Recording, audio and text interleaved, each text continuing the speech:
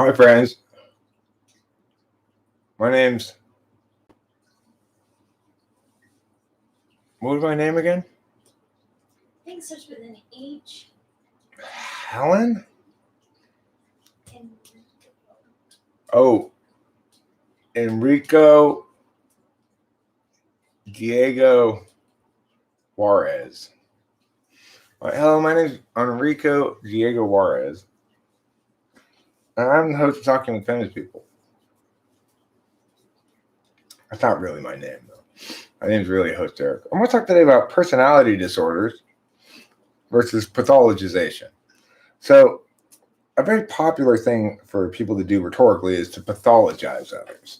To say, listen, you're not wrong, you're sick. It's an equivalent of you're not evil, you're ignorant, It's a way of getting around the fact that the point that's in dispute is still in dispute, right? So if you have somebody like being diagnosed with ODD, oppositional defiant disorder, good to see you too, dumb genius.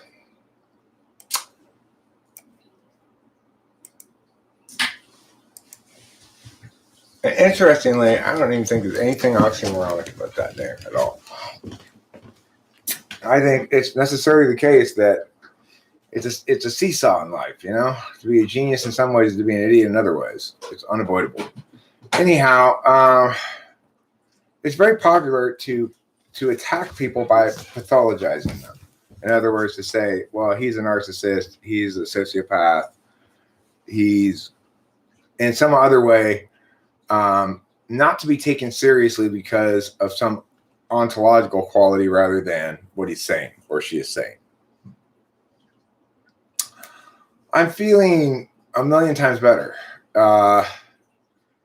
It was kind of light switch. Like I was feeling, I guess, in lick my wounds mode, like recovering from an injury kind of almost, all the way until after my last nap this morning. I basically put in a solid 12 to 14 hours of sleep last night again after a lot of sleeping. And when I get up in the middle of the night, I just wish for that stuff, take another antibiotic, maybe take another pain pill. And then finally I woke up the last time this morning after like almost a full week of that. And I was myself again. I was like, oh, I'm not in pain. I'm not suffering. I handle pain very poorly. Like I can't multitask. I can't be in pain, be uncomfortable, and also be doing something else. It just doesn't work like that for me. Fortunately, I'm sturdily built. Like I can take a lot of abuse without really feeling a lot of pain, I guess. But when I do feel it, it's like debilitating. You just finished a midterm. At least you didn't have any teeth pulled out. Yeah.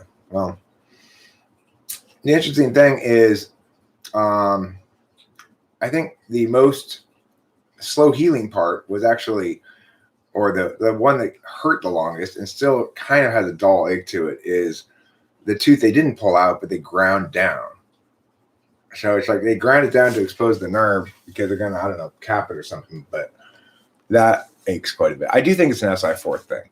I understand why Hunter Thompson killed himself. I'm always opposed to suicide, except in an instance like Hunter Thompson. I feel like I get it because he started his body started breaking down. He could no longer do any of the things that he lived for. He couldn't do his drugs and stay up all night and be a crazy Hunter S. Thompson. He just couldn't do it anymore, and he was in a lot of ongoing discomfort. And he just didn't see that ending because he was 80 years old or whatever. He just started getting worse and worse and worse, so he killed himself. That is a kind of like escaping in the misery of suffering that is an understandable reason to show oneself physical suffering from an ENTP's perspective, because I just can't tolerate extended, let alone permanent, discomfort. It really just takes all of the Eric out of Eric. I mean, Rachel's been with me the last week, and I've just been sleeping, watching a little bit of anime. I really haven't. been a bad patient at all. Like, whatever pain you were in was definitely well kept to yourself. I don't think I take it out on people around me. I just No, you think that don't. I'm just not myself at all. No, you're just. I'm in fourth slot mode. You know, when I'm in fourth slot mode, that means trauma has occurred, as it does for pretty much everybody in fourth slot mode. You know, it's not our natural way to be. Yeah. But so it's very popular to use these pathologizing techniques to dismiss somebody. Rachel experienced it for quite a long time. You know, it's like for a long time, Rachel's voice had limited agency because the people around her had diminished her legitimacy based on the fact that she had a mental illness. Fundamentally diminished it, and therefore didn't treat her like a regular human being anymore. Always thought they knew what was best for her, you know. That's a horrible place to be, where, I mean, whether or not they're trying to gaslight you is irrelevant. It's like they've been gaslit by their own narratives and they're imposing them on somebody else. That kind of just horrible, you know. Okay, teacher about cognitive functions, Octavia Silva. Teacher all about the importance of only using TI all the time. Okay. Honestly, though, like, learning about the cognitive functions is so key into understanding other people. Like, I don't know, at least for me, when something happens, like someone says something that, like, maybe I'm sensitive to, I think about, like, oh, that's why, because that cognitive function is in that spot and they use it that way, and it just answers a lot of things. It's firefighter mode. Okay. When people talk about the grip, I don't buy that expression. I don't like that expression because it implies that you're stuck somewhere you can't get out of. If you are in your fourth slot, it's because you've experienced some kind of trauma. It's what you might call retreat and repair and recovery mode, you know, whatever it is. Now, sometimes that's weird. It plays out weird. Like Rachel's SE fourth slot, when she was having a psychotic break, she went out and pulled out people's light bulbs and stuff from their houses and shit, you know, like random SE shit, because she needed to act out in some fashion. That doesn't seem as much like rest and recovery to people in general as what I do, because I have SI fourth, but it is the same thing. It's just because she's a knower first, she's naturally in receive mode all the time. So rest and recovery for her is do mode, put mode, you know. But it's a mistake to call it being in the grip of something, because it's an appropriate and natural response to genuine trauma. If in fact you're stuck there all the time, then life is compelling you to deal with too much trauma. You know, it's like, I remember being in my fourth slot for a full week after Lacey died. Well, it's appropriate because it was a big traumatic event for me, you know. I wasn't in the grip of anything. I was in retreat, repair, and lick my wounds mode. Well, yeah, exactly, Dallas. If you've got TI fourth, what it means is you realize, oh shit, my default way of feeling my way through the possibilities or whatever is failed. Now I need to actually figure out how to do something, you know, like, oh fuck, I need to get down the steps of how I'm going to accomplish A to B, because that's what's holding me back here. I don't know how to get from A to Z or whatever. It's when your regular easy mode self fails. That's when you go to your fourth slot.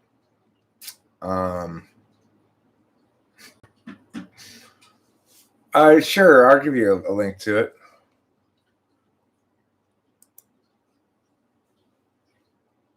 So anyway, somebody texted me this morning about this narcissist thing, and from what I could tell, I didn't read a whole bunch of what they wrote, but from what I could tell, it was more or less an attempt to tell me that I'm a narcissist, you know. In other words, to do what a lot of people are very interested in doing, which is convincing me or telling me that I'm fake in some way, you know.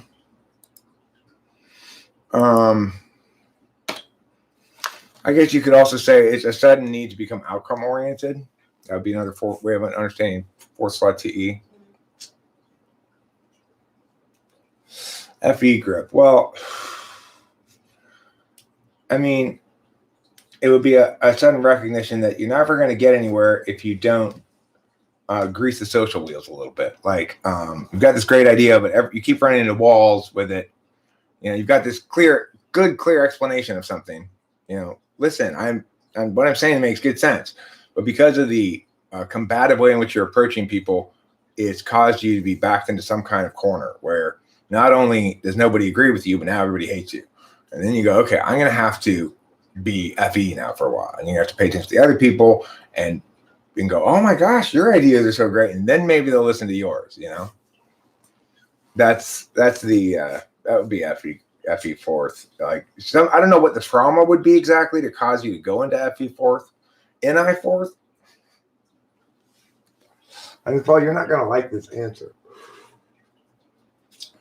NI fourth is you experience a trauma, like Trump losing the election, and you go into La La Land. That's NI fourth. But I know you're not going to like that answer.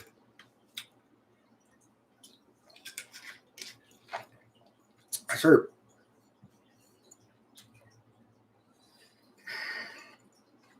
The thing is, in my opinion, personality orders do not link to type basically at all. Now, there may be, I'm not buying this grip thing, right? So I think that being in your fourth slot is a response to trauma. I don't refer to it as being in the grip of anything. I don't think it is a bad thing. I think it's appropriate when you get wounded to retreat to your den and lick your wounds. Now, some functions more naturally correlate with that metaphor. For example, SI really naturally correlates with that metaphor. When I'm traumatized, I literally go retreat to my den and lick my wounds. You know, it's like, it's SI, right? But for Rachel, when she's traumatized, she goes out and does random shit, like flick people off, tear down shit, you know, like. I do flip people off. I will, so when I'm healthy, but in my SE, so I tend to go to the gym a lot. Like, sometimes I'll go for walks a lot too. Like, it's more often than a normal. I think if you're healthy in your fourth slot, then almost every day you find yourself saying something along the lines of, "There, I handled that thing." Yeah. Which, you know. Yeah, like I cleaned the counter a little bit, and which is not necessarily how either Rachel and I feel on a daily basis. We definitely are consistent with the stereotype that so-called mirage types make each other lazy. Yeah. I mean, I really think that's more of a 7 thing than a type thing, than an Enneagram thing. I mean, I'm like then a oh yeah, 7s are than not a inner type personality thing. There's this misconception. 7s, when they are in their happy place, don't need to be anywhere else. But 7s, when they're like looking for something, mainly that happiness or escape from whatever fear that is, or their glasses. Yeah, that they're more scattered and all over the place and like doing a lot of stuff. Well, I mean, I have a slightly different understanding of 7 than you do. It's like I have a less peaceable relationship with my 7, possibly because of how I was raised or whatever. But I really feel like I need to be productive more or something. Yeah, I always feel like that. But it doesn't necessarily mean that I'm going to actually follow through and be productive. Well, yeah, that's like, I don't like to do things that I don't want to do. I mean, That's what it boils down to. yeah. So do INTPs look to get their wounds licked? No, INTPs, when they're licking their wounds, they are ceasing to be the pedantic correct ones, and they are going along and talking about how other people are correct and being humble and stuff like that. And then all of a sudden, whatever problem their nature has gotten them into resolves itself, you know? That's the thing about being your fourth slot. Your natural way of being gets you into some sort of problem because you're too addicted to it. And you're too like, hey.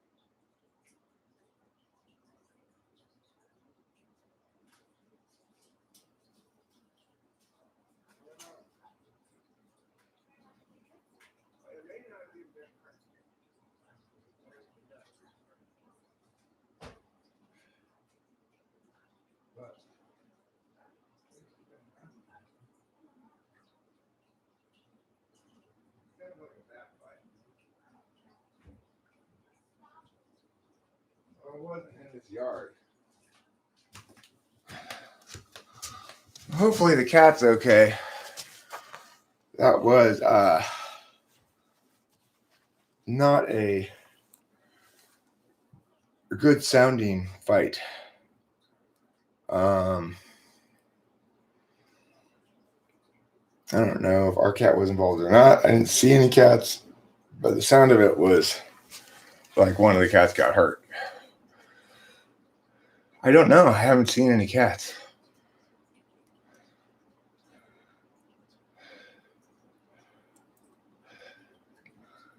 I'm not laughing at Legends Fall.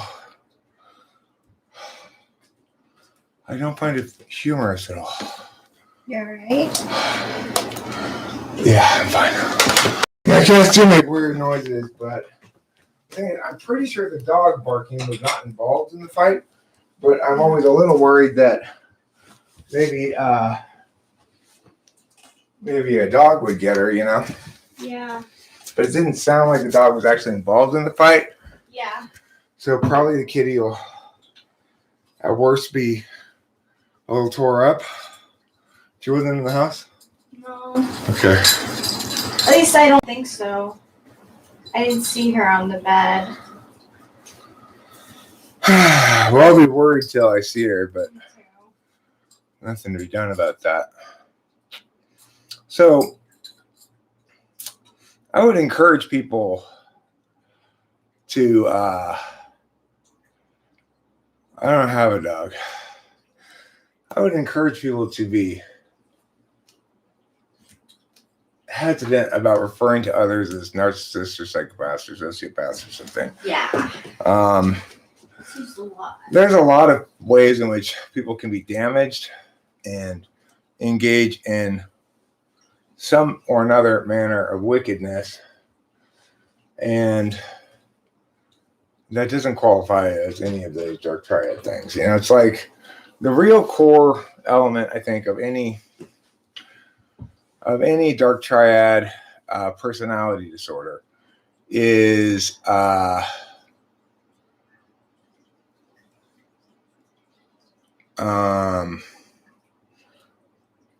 lack of empathy and a counterintuitive response to seeing suffering.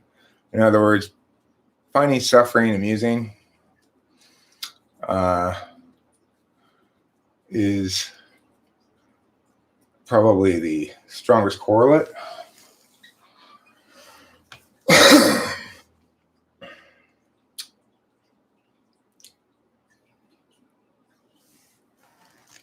A lack of vision. A lack of vision is a sign of narcissists. I don't think so. I don't think you need to be a visionary to not be a narcissist. I think that's a silly notion. So what happens if you go to your fourth and that doesn't work? Is it the function of last resort? Well, no. Eventually you'll work your way to your seventh, as I did in my last relationship. And it was weird. It's like I may have only been able to do so because of my extensive metacognitive work with attentional manners to recognize it anyway. But I remember when I was standing outside one time processing things really slowly and not being able to talk really, it wasn't really in words, and I realized, oh shit, I'm processing FI right now. It's polar or blind spot. A narcissist is someone who just snarks. That's funny. That's funny, Oliver Linehand. I thought that was an Oliver Linehand joke. Well, I mean, the thing is, I think all three of those dark triad things have the same fundamental quality behind them, which is a lack of empathy. In other words, a fundamental deontological failure, that they see other individuals as means to an end rather than as ends in themselves.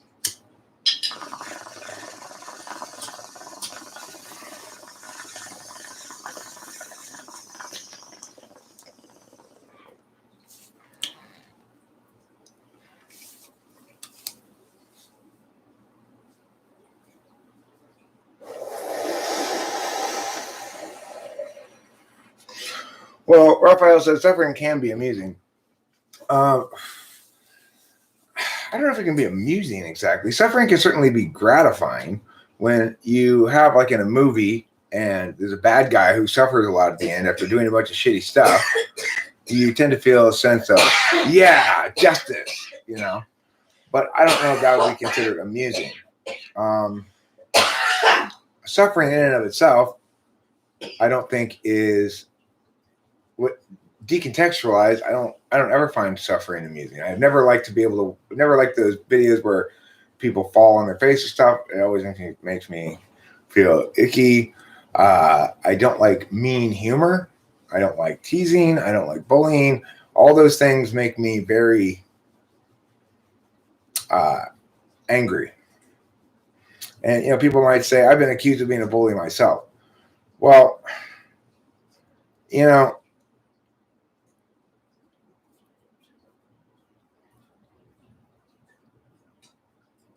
I don't think that's ever really been the case. Even in instances where I might have behaved in ways that seemed bullyish, I never have gone out seeking to fuck up someone's day, really, It's like, when there are plenty of people who do, yeah. Everyone's an asshole sometimes, but that doesn't make you a bully. Yeah. All it takes to get me to lay off, quote unquote, is to demonstrate to me that you're hurt, in pain, scared, or something like that. And I'll go, oh shit, I'm sorry. I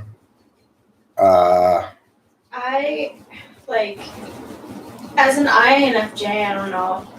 I find myself to be someone who likes a lot of harmony, and whenever someone would bully me, it was like a persistent kind of thing. Like bullying, it is their persistent agitation to the other person.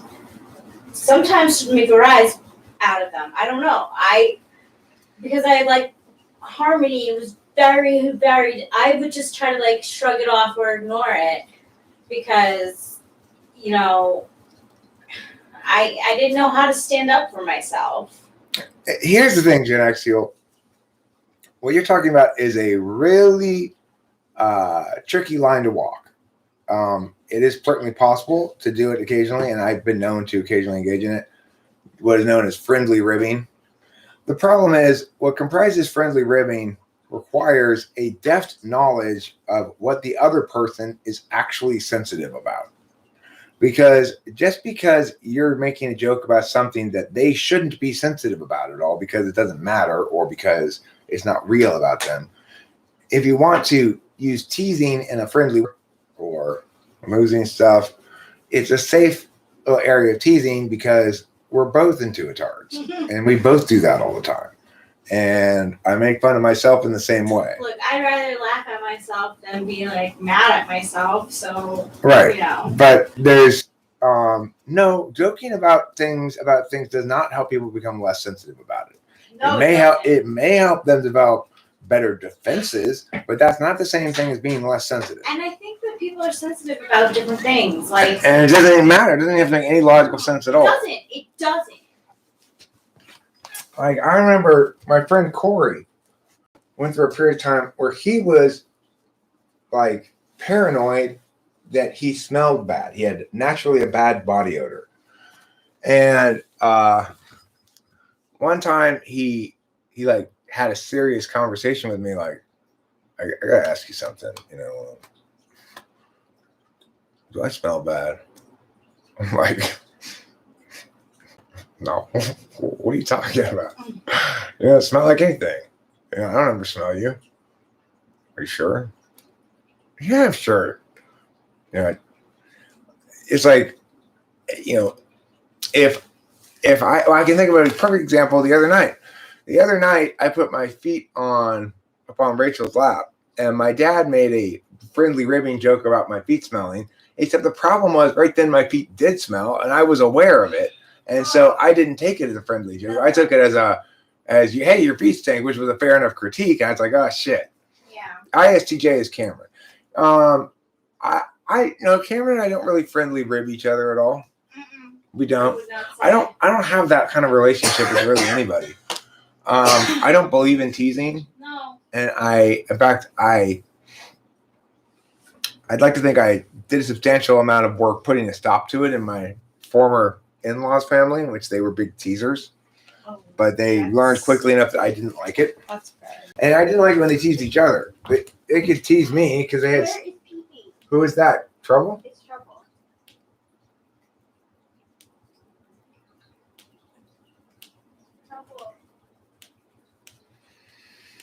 No, that's an INFJ kind of concern, right? He didn't smell at all. But being in NI means ignoring, it's like he's unconscious SI. It only serves as NI. If the NI wants to sort of believe himself to smell because one time he got some cue of something, you know how those NI doms are.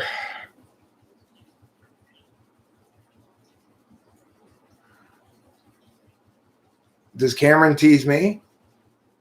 No. Cameron and I don't tease each other. I'm not into teasing. I've never liked it. I never thought it was cool. It's what I would call pointlessly reckless discourse.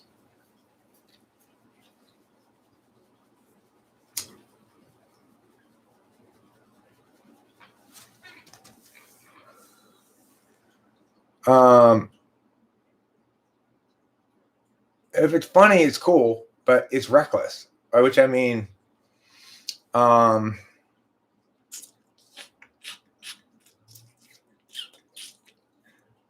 if you're playing to a group at the expense of somebody, it's not okay. And if you think the person's in other words, it's safe, but it turns out not to be safe, then it's not okay. So why take the risk? I have an INFJ friend. Yeah, I would say he's sort of still in ex-friend status, I guess. But for a long time, he was my best friend. We had kind of a breakup, I guess you could say, There are different kind of risks you can take, though. Look, I make a lot of jokes. I don't think anybody would accuse me of making very many mean jokes, though.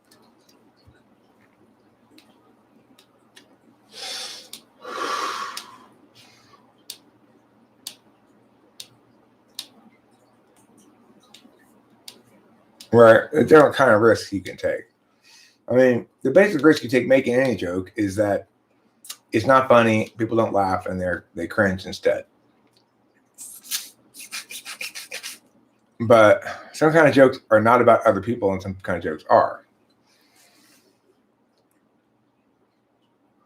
What's an evil ENFJ like? Well, like Nick, I guess. I don't know if I call him evil, but messed up for sure. You know,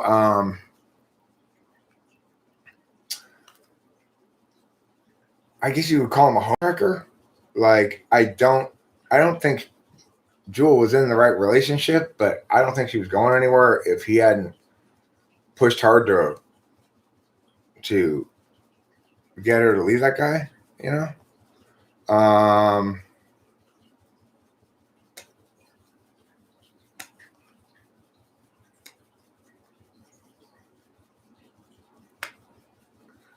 Let's see, Raphael, that's okay. Let's say there's a work policy to make no Hitler jokes, right? So in other words, then you have to be a smart person about it. And say something like,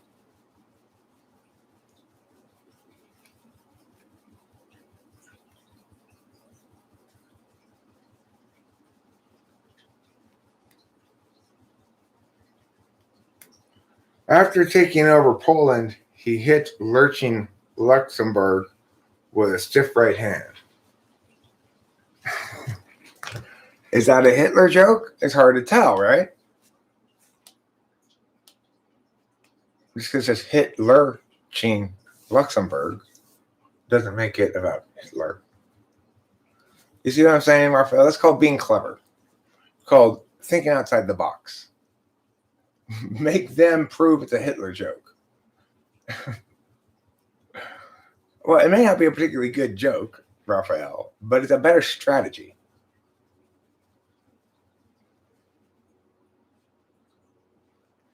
Look, and teasing, there are ways, there are families and groups that tease successfully, gently, occasionally, to good effect. As Dulles says here, a caring way of bringing up a shared past.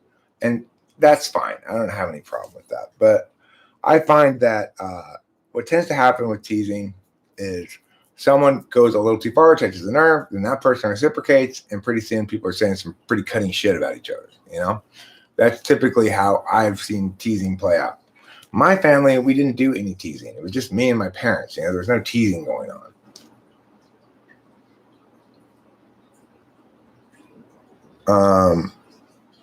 I think sometimes my mom felt a little ganged up on, but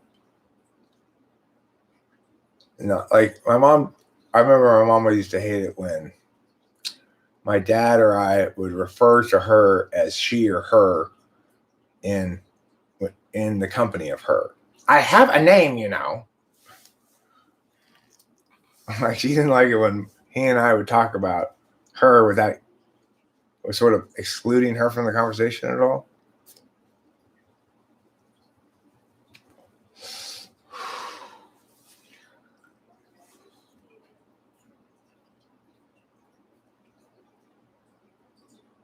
I think Alex Jones is an ENFJ.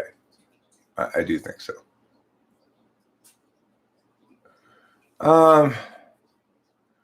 Okay, look, I agree with you, Legends Fall, that if there's a case where somebody is engaged in something that they are unaware of and they need to curtail for the common good, let's say, that teasing in that instance might be an appropriate way of provoking the change.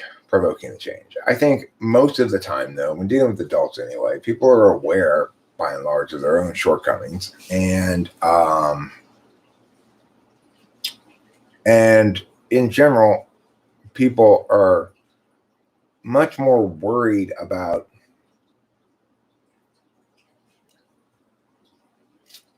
doing things wrong than they are entitled in their wrongdoing. I guess it depends on the category of thing you're talking about, but by and large, people are scared. I think fear is the number one driving emotion in most people. Do I think Alex Jones is mentally ill? No. I think he's probably an ENFJ.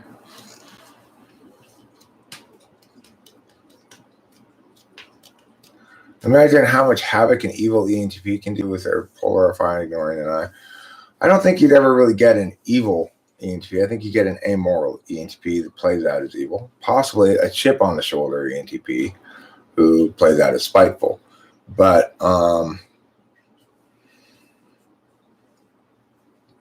evil comes with more conviction and belief than ENTPs are likely to direct towards the wrong thing.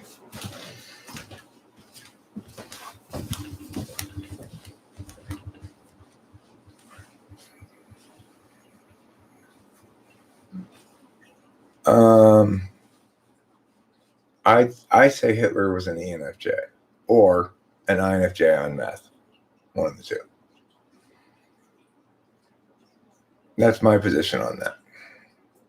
I don't think ENTPs are prone to doing a lot of evil because doing a lot of evil requires a predisposition to doing a lot. And while I'm an action type, I am much more opposed to premature action than I am to excessive hesitation. At least excessive hesitation.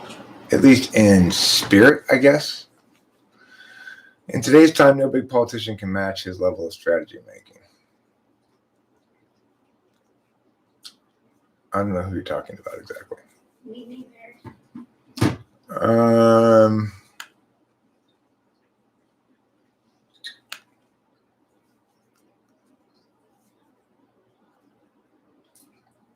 I'm not sure what you're saying, Raphael. Well, I mean, everybody has the capacity to be evil, but the thing is, if you're talking about a capacity towards evil that stems purely from cognitive functions, I would suggest that it's actually FI tool that's most likely to be evil. And the reason is FI 7 is an absolute value. So it may not be one that we use to make a lot of decisions, but it's an absolute value. And we don't like to see it.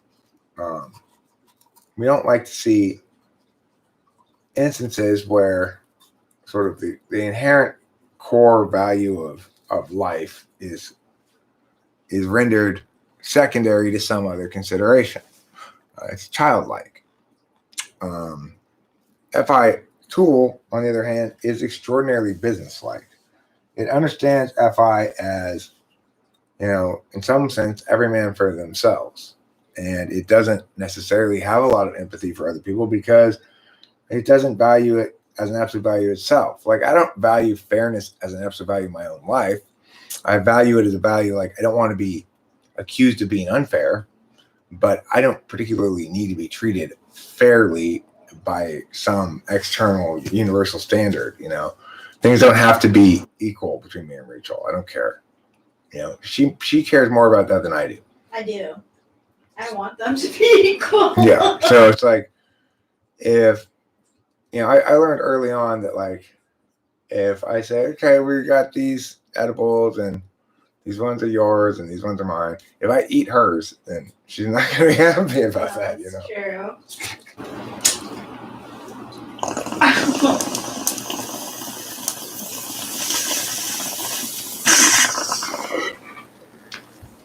It's like a hey, mister. Which I get, though, because I'd be the same way about amphetamines. If I thought I had like 3 pills left for today and I came out and they were gone, I'd be like, hold on, I have my whole day planned around that. But also, it's like TI third is selfish in the sense that it's limited in its frame, but then NI Dom makes it difficult for Rachel to ignorantly be limited in her own TI frame, which tends to make INFJs kind of hamstrung at every turn, you know? Yeah. I mean, like, I think it's the reason why I can only take so many social events because my FE does run out. The thing that I feel the most battery on is FE, and I'm not good at managing it, or like, I'm only now learning how to manage it, so going to a lot of social events, like, where I have to talk to a lot of people about just like. Well, I hate to tell you this, Rachel, but we have a masquerade ball planned for each of the next 6 nights. So get your social shoes on, because we're going debutante balling. And get ready for me to be fantastic, maybe the first 3 days, and then the last night to be a little snippy. When we make romantic compatibility videos on MBTI types, any moment now, like quotes, any moment. I think it's a good idea. It gives you plenty of possible videos to make. You can make practically infinite videos. There's a whole channel that's just on romantic compatibility between types. I'm not gonna lie. I mean, Frank James's channel started to get like pretty like high when he would do those INFJ, INFP girlfriend. Right. Yeah. It's a good idea. I am planning on starting a separate channel just for typology stuff here shortly. This is, like I said, this is the first day I felt like myself really in a month or so because of my various mouth issues. And that needs recovery. But I mean, before even they were pulled out, I was suffering a lot. You know, I was taking a lot of pain pills You were in and a lot of pain. pushing through and whatever. And it wasn't unpain pill dispensable, but it's something I've been talking about for a long time. The fact that I'm going to be starting a couple of new channels here. One of them based on personality stuff. The other one based on being president. So I wouldn't mind. It seems like actually a good idea if we were to limit it to just romantic compatibility. We prep out 2 types, make about a 10-minute video on it, and then Race and I could sort of take turns doing sections of it, and kind of have a formula that we execute. Since there's 16 types, the permutations are enormous. I don't know exactly how many permutations there are, but there's a lot, right? Start with the opposite sign, maybe. Yeah. What do I watch on YT, if anything? I go through little bursts of watching things on YT. I went through a little burst of watching 10 most mysterious things caught on closed circuit television kind of videos for a while, trying to find something spooky. Then like most unusual archaeological finds, or sometimes I'll watch explanations of a certain math thing. Oh yeah. Like how, like I watched this video on how this new kind of engine purported to work. About how, I know, it was about how the difference between rotary engines and regular engines. I watched a couple videos on rotary engines and why they couldn't get them to work. I was curious as to what happens on that. I tend not to watch videos I know are going to make me mad. So that means people expressing opinions about things. I tend not to watch those videos because they're probably wrong and they're probably quite sure of themselves. And I don't like getting angry, you know, as a general rule. And it's also depressing. It's like when I see the general scope of not just wrongness that people display, but their habits of wrongness, you know, how embedded the habits of wrongness they have are. It's genuinely depressing. The fact that in all of this COVID stuff, that it's never been meaningfully discussed the 2 key warrants that needed to be discussed at all, namely proportionality and opportunity cost. You had me scared there for a second. I thought today was your birthday. Oh gosh, no. I wouldn't. No, you don't have to worry about me getting upset with you for forgetting a birthday or. You see, I have no teeth here. Thank you, Rachel. I appreciate that. I have no teeth there. It looks so healthy. 0 teeth. It looks healthy though. So, is that 196 permutations? Okay. No, it's not a trap, really. I would tell him. Like, Valentine's Day, I told him, I'm like, it's Valentine's Day. I didn't get in trouble for Valentine's Day at all. And somebody else tried to get me in trouble for Valentine's Day. Some weirdo came here to try to scold me for not being a good boyfriend on Valentine's Day to Rachel, which I thought was odd. It's like, well, is this how your girlfriend wants you to spend your Valentine's Day? Yeah. Scolding me? Or, let me guess, you don't have a girlfriend. Okay, well, I do the best I can. I try to be a very good boyfriend. I'm not perfect. That's the thing. You are a very good boyfriend. So, like, it doesn't matter. Like, that's the thing. You get, everybody gets a complete package of person. They don't get to pick and choose those aspects of the person that they like and get rid of the ones they don't like, So when Rachel got Eric, she got all the parts of Eric, which includes consistently, persistently, year after year after year, failing on Valentine's Day. I don't know if it's embedded in my DNA. We did go for ice cream. We did go for ice cream. That was sweet. I liked that. Well, you do scream for ice cream.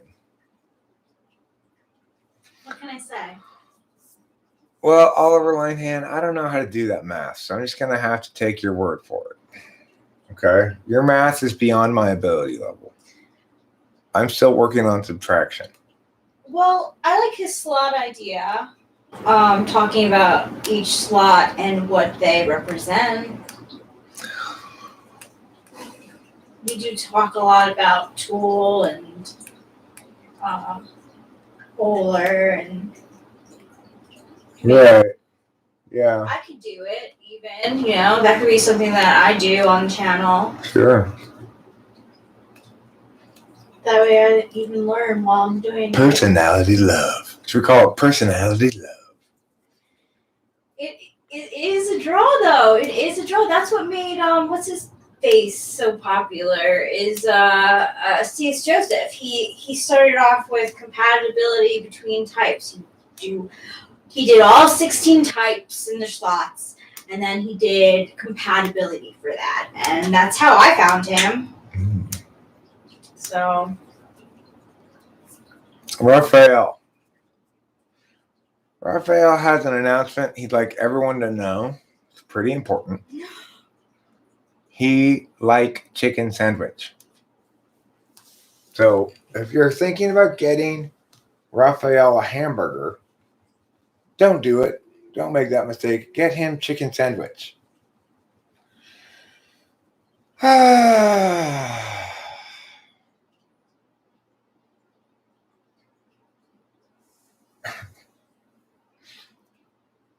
Okay, so, does anybody here think that C.S. Joseph is guilty of and or displays any dark triadiness? My understanding of that would be it's tough to tell. It is tough to tell. He doesn't seem to have any qualms about squeezing as much money as he can out of people.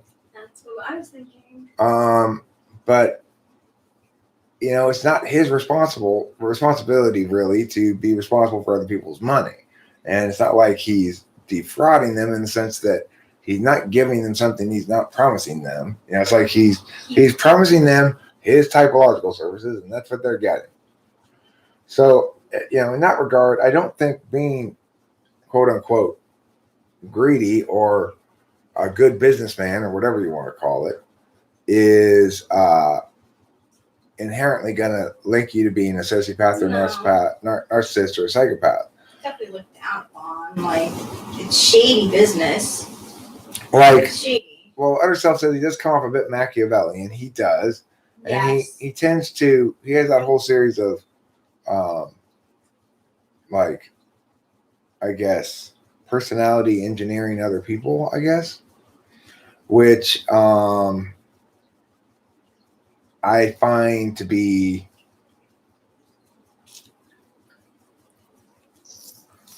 icky, but I'm not sure. I think he's, regardless of what he is, I think it's too strong to call him without further information any of those three, either a narcissist or a psychopath or a sociopath. And ESTJ, it is very fair to call him that. And ESTJs, well,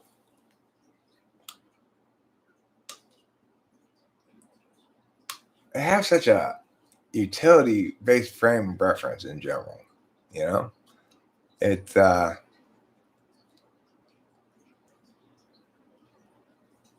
all ego hackers. That's what he calls it, ego hacking.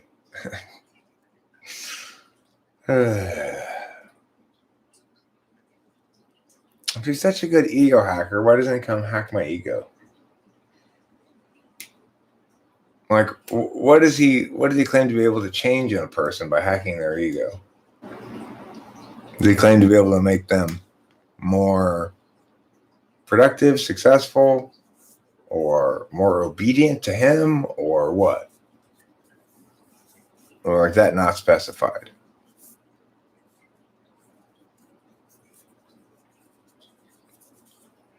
It's about schmoozing people successfully. Yeah, it is. That sounds ENTJ. Well, I mean, it's 8th slot FE. It's the sort of thing where you go, here's how to make your 8th slot function more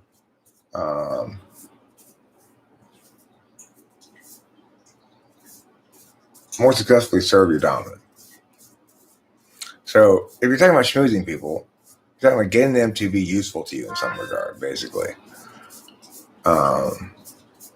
When you do your cognitive function slot mechanics series, make sure you use a whiteboard split in 4 sections. The CSJ way, huh?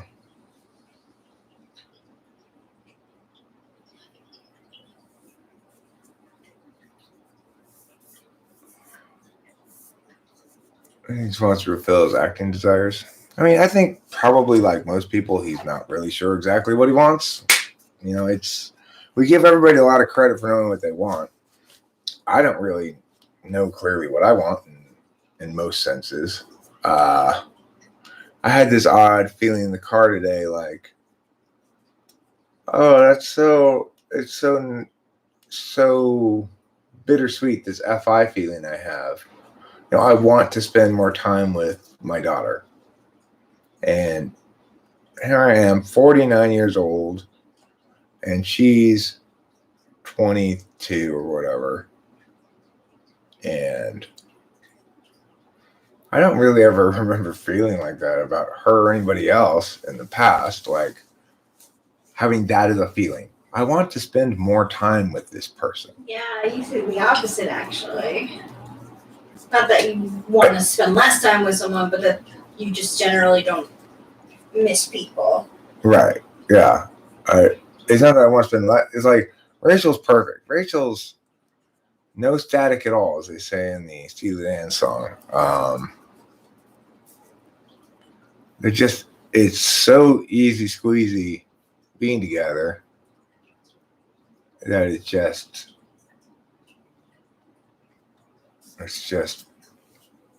you know, it's like there's no static. So there's no, I never have to worry about being judged by her or, you know, I don't have to worry about her having expectations for me that I'm not fulfilling. And I think she probably feels the same way. And That's what makes the relationship so static free. Now, of course, we do have expectations for each other, but we're on exactly the same page by those expectations, and they're big frame things like fidelity and stuff like that. They're not little frame things like what we're going to do today. Yeah, it's true. It's very true. This is a new relationship for me. Like, I have never been so happy in a relationship. Like, I always felt like with other people that I had to be someone else to like make them happy. Like, I never really felt like I could be just myself and like be happy in a relationship. I always thought, okay, there needs to be something, like you said, to be worked on. But like, I'm not really like that. Like, it's very hard for me. Like, I learned from my lessons, sure, but we're not big into work. So other stuff says, no, wait, most of the social engineering advices push people on their seventh. I mean, that's pretty good advice. In general, people are susceptible to that. So if you want an ESTP to stop being so much of a dick, you just say to them, especially in front of other people, you're hurting my feelings.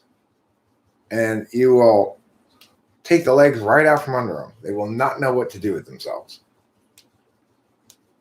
Bah.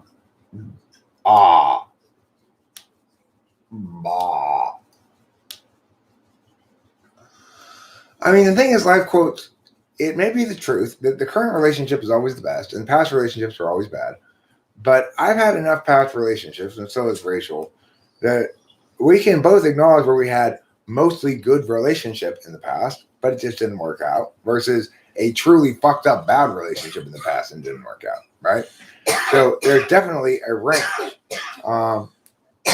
Yeah. There's nothing wrong with my relationship with Candace, my second wife. It was a functionally effective relationship. We were both healthy people, and we did the best we could. We weren't ultimately compatible because we were two extroverts. We both wanted to be running the show. But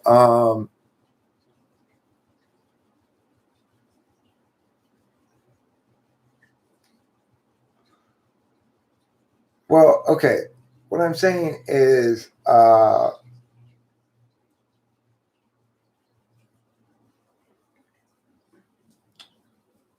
granted, if they're saying, here's my public policy advocacy, and you go, that's bullshit, and they go, you're hurting my feelings, they've run into an automatic response of, you're the one who's trying to impose your public policy on everybody. So in that regard, it won't work. But if you're trying to insist on something between the two of you, and the person goes, well, I think you're right, but you're really hurting my feelings and showing you don't really care about me at all and stomping on them by insisting on this, then you'll be disarmed, right? Did I shame you the other day? Other stuff? I don't even remember. Did you do something shameworthy? You must have done something terribly shameworthy. Like mistake a duck for a chicken. Anybody who calls a duck a chicken deserves shaming. Yes. That's fine. Oh, there's a little girl, and there's like all these like ducks, and she's so happy, and she's like, look at all those chickens. Really? Yeah. I never knew that. Oh my gosh, you have to see it. It's classic. It's so cute. Look at all those chickens. Random question. Comedy actor John Candy, who played Uncle Buck, ESFP? I would say probably an ESFJ. J. I was thinking also J. Yeah. Seth says, if you could change your personality, which would you choose? Maybe ISTP. I'd go ENTP. Can you go ENTP? Yeah, I would. ISTP seem pretty successful. Like, they are. You know? They find what I find is that they find what they like early on, and then they stick with that for a long time. So it's like they build their success. Well, it's like I feel like I've gotten everything I can get out of extroverted intuition. I'll always need TI, but I could do without any extroverted intuition for a few years and get extroverted sensing instead. And that would be a good thing because I've already got lots of ideas. And if I was an ISTP, I'd follow through, I'd get them done. You know, I wouldn't waste time chit-chatting with you guys here on the internet. I'd be, handling my shit. They do handle shit. They do. The other thing I always say one of my most favorite things to do is mowing the lawn. Also, the other thing is I'm most likely to be a protagonist in a Japanese anime if I'm ISTP. That's true too. Japanese anime, they love ISTP protagonists. The tall, the dark silent type or whatever you want to call them,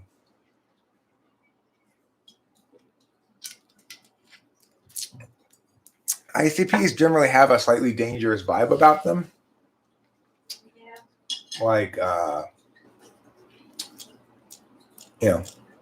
kind of a general don't fuck with me aura. Yeah. INFJs and INFPs waste time saying philosophical things and daydreaming. That's why they're unsuccessful. Pretty much. Yep, that pretty much sums it up. INFJs, I think, are a little more frequently successful than INFPs. INFJs are likely to be successful in acting and things like that. Maybe even politics.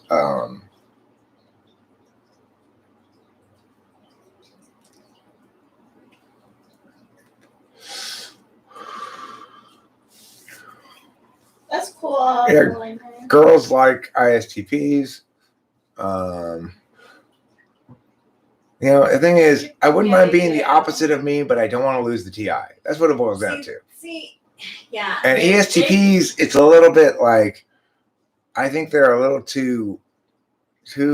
they lack risk. They have too little risk aversion. They need to be a little bit more risk averse. I think ISTPs are a little more risk averse.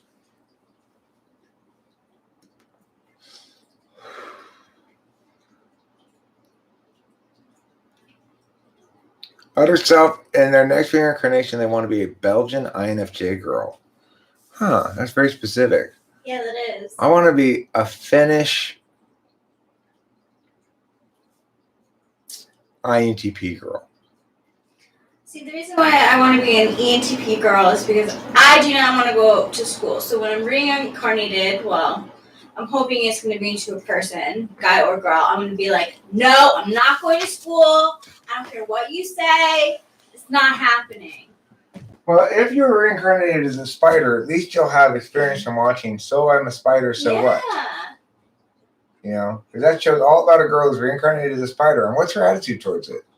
So I'm a spider, so what? So what? Yeah. I just want to get points and live. Come at me, bro. Come at me, bro. Come at me, bro. Exactly. ENFJs and ENFPs. I like being an INFJ, though. I have to say, ENFJs and ENFPs are liked by most people and they get along easily. Do you agree? I think that they make fast friends. So in other words, like, if you're talking about people who are going to come up to you, engage with you, befriend you quickly, you're talking about ENFJs and ENFPs. ENTPs to a lesser extent, depending on the context. When ENTPs are alone amongst a bunch of sensors, they can be more like ENFPs, I guess.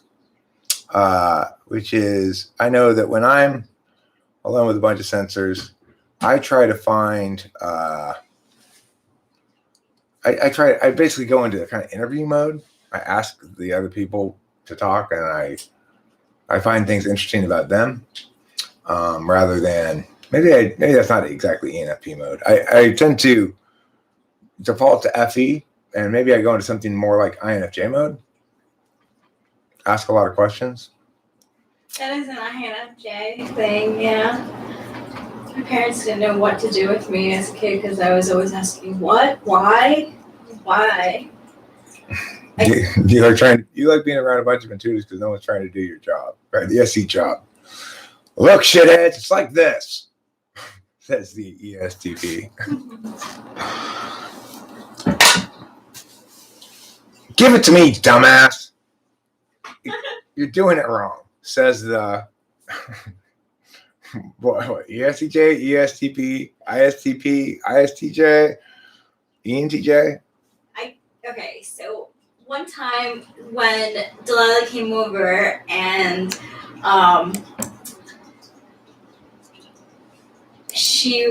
her tire was low, so you were like filling up the thing, and like she asked me to hold her camera for her so that you can have light, and my hand was over the light. Mm-hmm. Like in my head, like I thought that she was gonna say to me like, no, like this. She's like, your fingers over the light, which is nicer.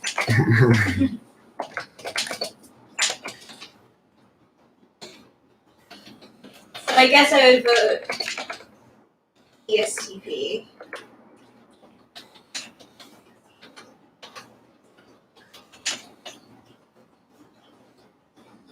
INTPs do that too. Do they? It's that fifth slot TE. They can't stand to watch somebody else TE stupidly.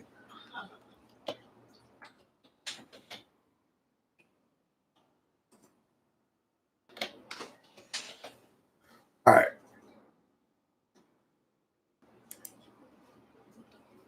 Gah, you're doing it wrong. Just give it to me, says the ESTP, INTP, ISTP, ESTJ, or ENTJ. That's the new poll. So my last poll, I really like the results of my last poll. If you haven't seen the last poll, it asks, you will walk again, but you will only ever be able to. The winner is Strut, which beat up Meander by 7 points. Strut at 31%. The loser naturally is Goose Step. I don't know why there's 8% of people who only want to be able to Goose Step. That seems odd, but yeah, it got a lot of votes too. That one got 196 votes. Which anime is best? Also got 197 votes. Which ice cream? How is ice cream best served? 199 votes. And here's me playing the world's smallest violin, snorts the blank dismissively. ENTJ wins with 218 votes. That's the most votes. The smallest amount of votes, the type most suited to be on Naked and Afraid. I think it's because it had naked in the title that they didn't promote it at all or something, you know? Even though it's referring to the show. Yeah. Moonwalk was not an option. I should have replaced Goose Step with Moonwalk, perhaps. What of your choices were Crip Walk, Moonwalk,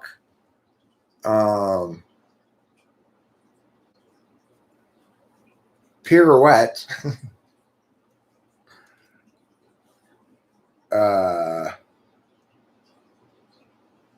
Long Jump, and what about parkour? Parkour, just like jump from thing to thing. Yeah. Those are really poor choices. Have I talked to everybody before about the great idea for a pole vaulting movie? Now, I don't know if you've ever seen or heard of it, but there was a gymnast who, I don't know if he got gold or silver in some Olympics, and afterwards they made like a gymnastics spy movie for him. So it's like, I want there to be a pole vault spy movie where, you know, it's like a team of pole vaulters. One of them is like known as Plug, and she like, whenever they got to go places, they're always trying to conquer things where they have to go over high walls naturally. So the other thing is, she'll jam the plug into the ground, and that's where they put the end of the pole, and you go over. Now that's when they bust out another pole, and it collapses down slowly and lets them go to the ground softly, so they don't have to land on something soft. Or it's always the case that on the other side of the wall is a hill so that the other side of the wall is near the top of the wall, but this side of the wall is way down here. It could be like that as well. Anyway, this team of former Olympic pole vaulters / international spies has to save the world from nuclear war using their pole vaulting skills. What do you think? Who's in favor of this film? Me. I think who should star in it? Russell Crowe as the coach. Russell Crowe's the coach.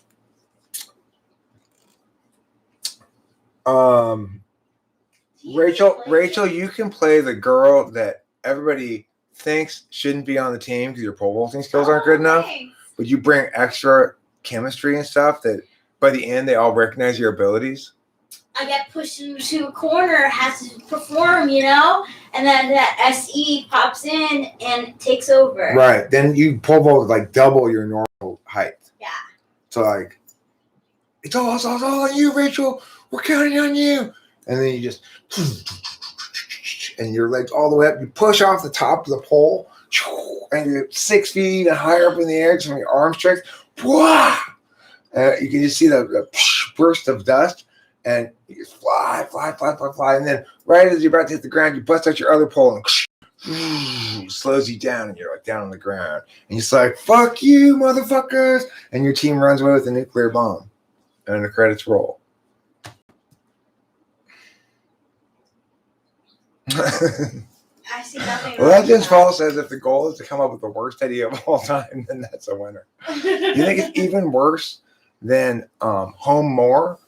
The heartwarming story of the NFP college graduate who decides to make her life's dream come true of putting together a troupe of interpretive dancers made up entirely of homeless people. I thought that was ENFP. I said NFP. I didn't specify which one in this instance, but you're right. It's an ENFP. You could imagine a really go-getter INFP, maybe, but it's almost certainly an ENFP. Anyway, and then in the climactic scene, first of all, they get invited to the presidential inauguration to do their dance, to do their like interpretive dance thing. But then their invitation gets canceled when one of them gets in trouble by falling back into their old drug habits. Fortunately, they redeem themselves in some fashion and they get invited back and they show up at the last minute and they do a great performance. And then the congresswoman comes up on stage and says, I want to say thank you. These homeless people are so inspiring. And then like Maria, the streetwise Latina ex-homeless person, grabs the mic from her, says, girl, we ain't homeless, we home more.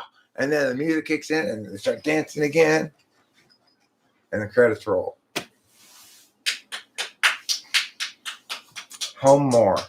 Home More sounds really good. It's Sister Act, but with homeless people and dancing is the elevator pitch. Okay. I think Samuel L. Jackson can play the role of that Whoopi Goldberg played in Sister Act. Oh yeah. So in other words, he can be the ENFP. Yeah. It can be a male ENFP. It's Samuel L. Jackson who is really tapping into his feelings. We're home more. And everyone cheers. Yeah. And the whole crowd is standing. Can it happen a person is a mixture of two different MBTI types? Or is it an illusion? There's no half this, half that. It's not an illusion either. It's simply that within a set of ENTPs, there are a variety of different affects. Some of them that will display more like type descriptions for another type. Some of them will play less like type descriptions for another type. Those type descriptions are really descriptions of common or, I guess, a mean affect that you'd expect from that party. You're not really looking into their attentional manners per se whenever you're talking about type descriptions usually. I want to do it after this poll. I want to do like a kind of trick question. Okay.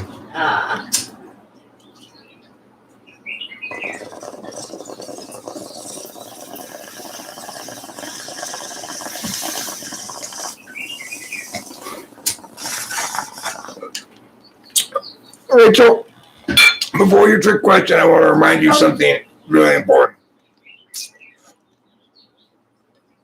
Because there ain't no nothing we can't love each other through. Ooh, ooh. What will we do, baby, without us? Us. Sha-la-la.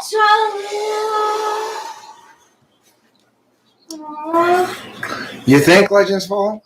Do you think that person named Host Eric with my picture as his icon, claiming to be the host of Talking with Famous People, is a troll? I agree with you. That is not me. That is not.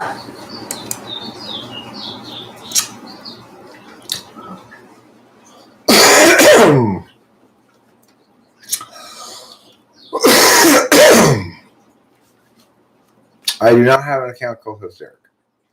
I just have an account called Talking with Famous People. I never go around with any other account besides Talking with Famous People.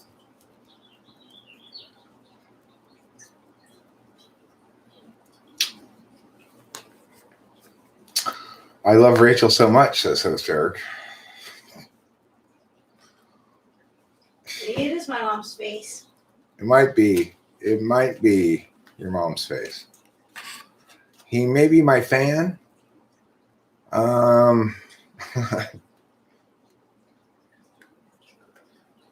don't know. What famous people have I talked with? Well, I've talked with Seth, Oliver Linehan, Legends Fall, Rachel, Raphael, Fumble Hot. These are all famous people. I believe the question you want to know is, have I spoken with any celebrities? Not really. Not yet, anyway. Not yet. Who's the most celebritous person I've spoken with? I did interview Mikey Mike for a video one time. You probably never even heard of him, but. Kofu Cookie, you spoke with, right? Megan Laboda? Well, yeah, but I mean, in terms of people who were famous outside of YouTube, Mikey Mike had a song that was fairly popular. He's like a major label guy, but opening for another major label act kind of level, you know. Mm-hmm. That's famous. Yeah, I interviewed him.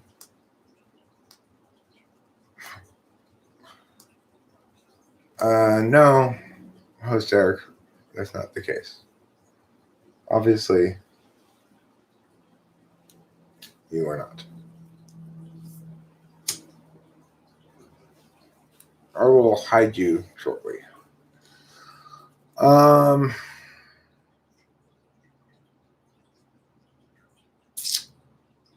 So, I did a little cleaning earlier. Yeah, looks good.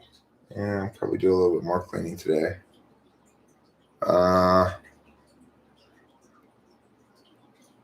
When you do typology consultation, have you ever failed in consultation and realized later I typed them wrong?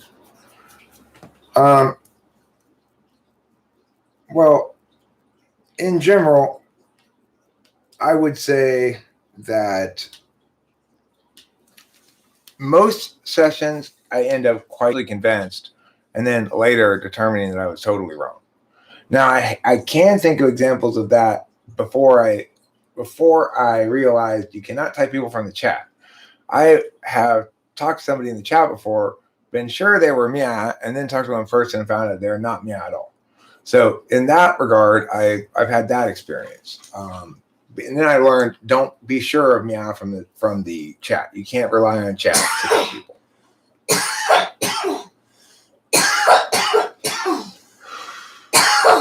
It doesn't mean I still don't do it. I do it sometimes, but you know, like Rachel, I typed her first as ENFJ, and after I spent about a month with her, I was thoroughly convinced that she was an INFJ, and that's when I conceded to her that I mistyped her.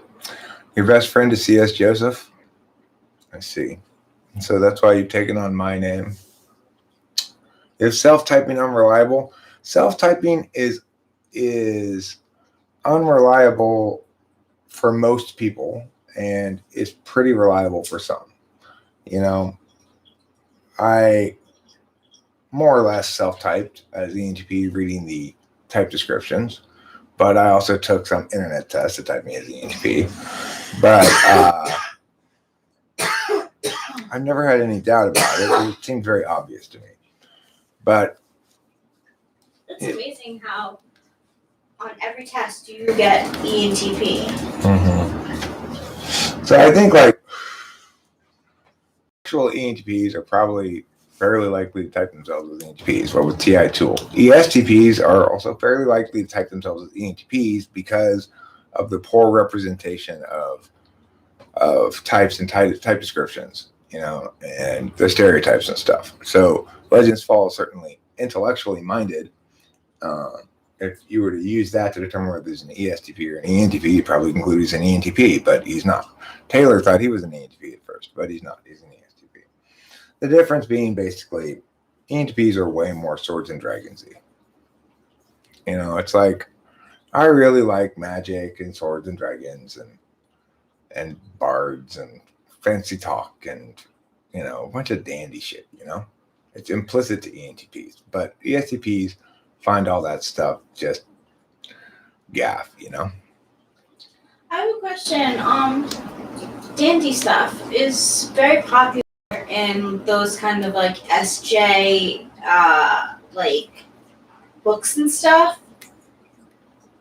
Do you ever watch them and enjoy them, or would you rather be the character in the story, or like? Right. I just, you know, in best case scenario, I just see them as filling that role well or poorly. Worst case scenario, I might feel like jealous in some regard. Is it difficult to type of person who's the same type? In my case, ENTPs, no. I find other ENTPs very easy to type, but very rare do they get typed by me. Probably they don't feel the need to have their type validated by a third party very often. Yeah. You know, TI tool in general assumes they know best, right? So ESTPs don't get typed very often either. I'm much more likely to type an ISTP with TI DOM than I am with an ESTP because ESTPs and ENTPs both overuse their TI. They assume they're figuring out as best about everything. ENTPs don't like talking to other ENTPs. I enjoyed my conversations with Becky before reality caused her to have to be accountable, and she revealed her accountability avoidance disorder. But goodbye, Raphael. But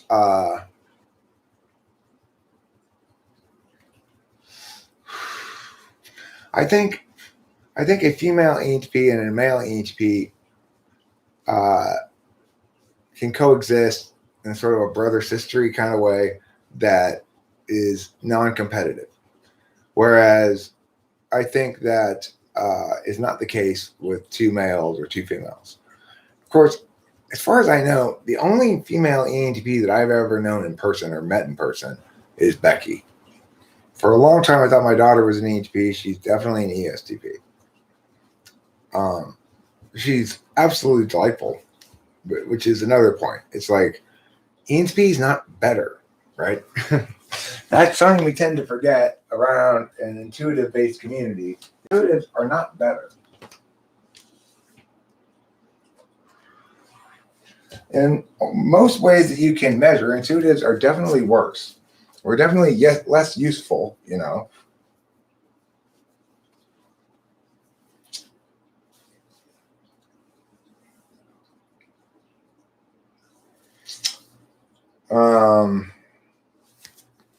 Delilah, I don't know. The person that she's seen now, she says he's not her boyfriend, but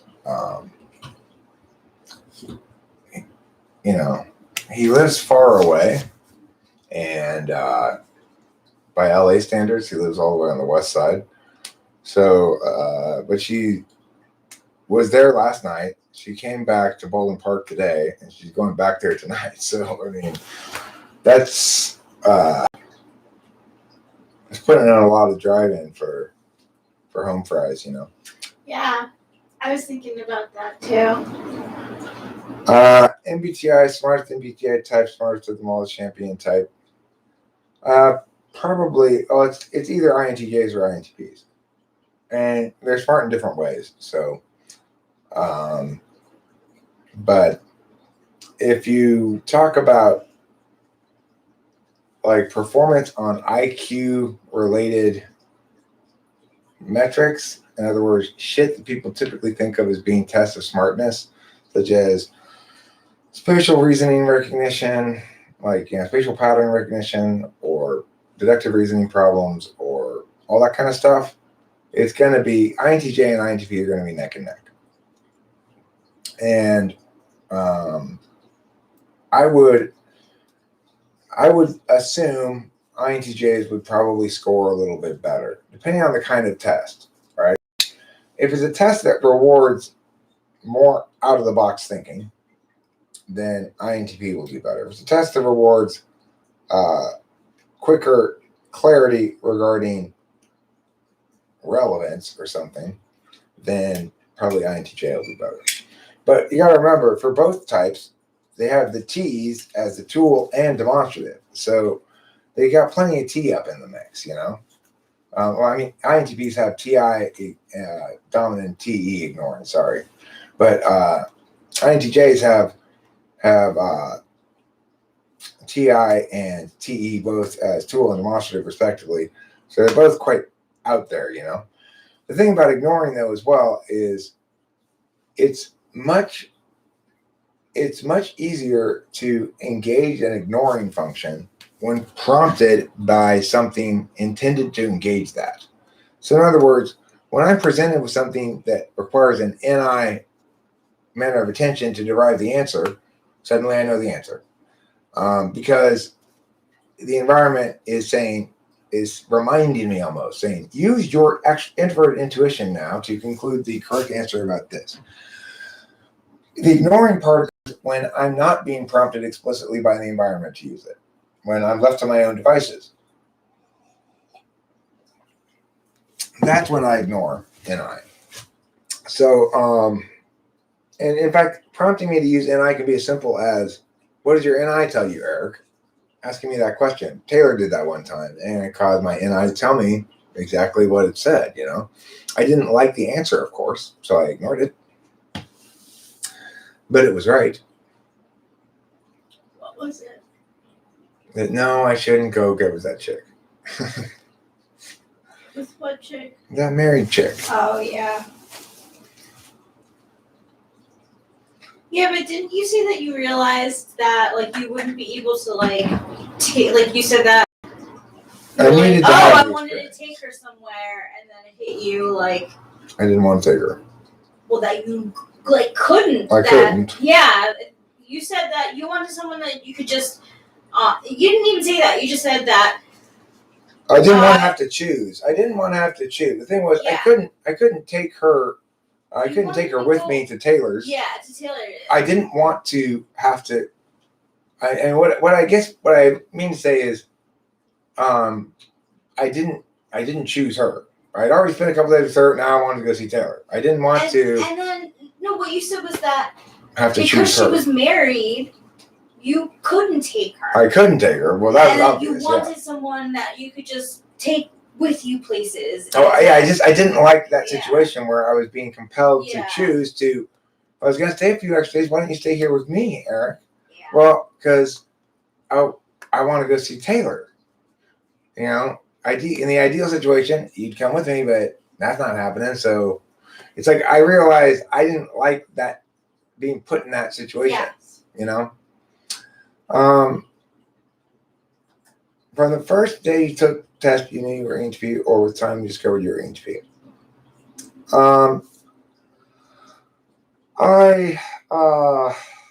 I guess I probably read the type descriptions, maybe even before taking the test. I'm not sure. But as soon as I read the type description for ENTP, whether it was after taking a test or before taking it, I'm not sure, I literally burst into tears. I was like, that's what's wrong with me. Even though it's a flattering description, and I appreciated that quality of it, it allowed me to understand that was what was wrong with me. There's PP. Pee, mommy and daddy love you so much.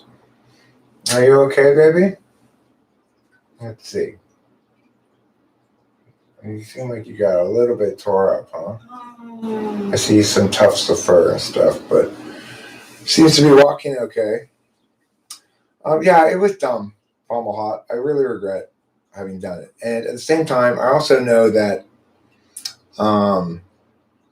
it got something out of my system that would probably I probably needed to get out of my system, which was all of a sudden I went from this regular guy married to this very large woman and just working, having just regular, just not worthy of telling any stories about kind of life, right?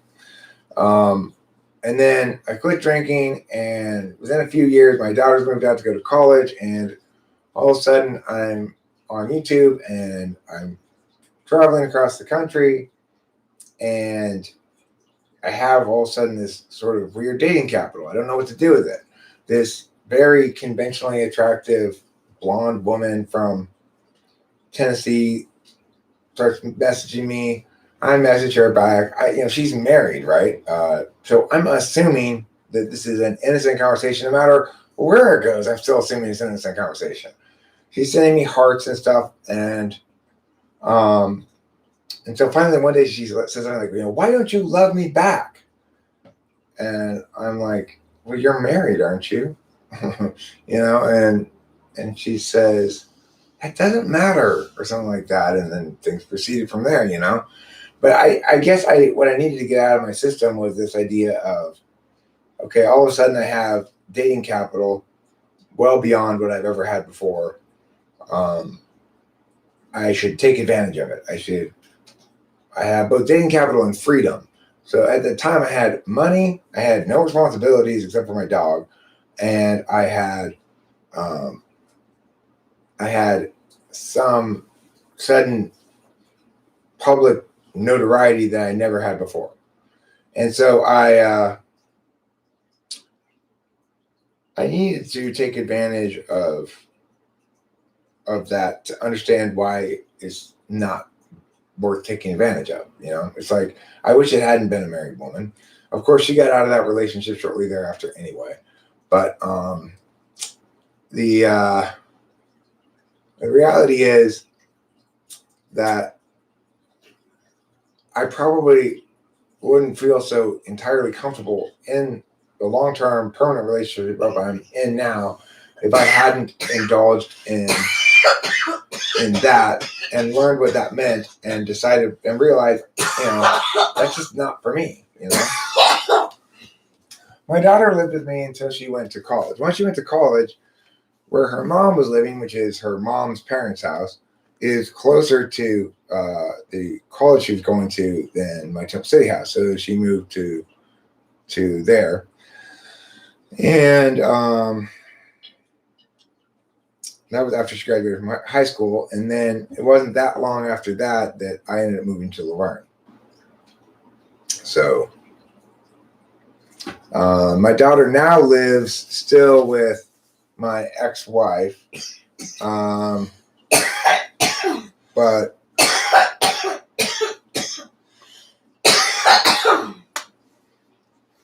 I think it's fair to say she's a lot closer with me. A lot closer to me. I mean, she loves Candace. She respects Candace. Candace was a good mother to her and everything. But Delilah and I have a weird kind of, maybe, I don't think it's true for all parents and their kids, but Delilah and I have a weird, deep connection. Like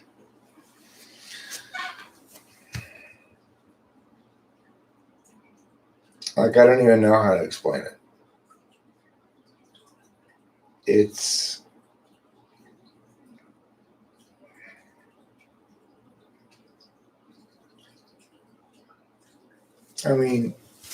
like she's the only one, and she's never always only been the only one that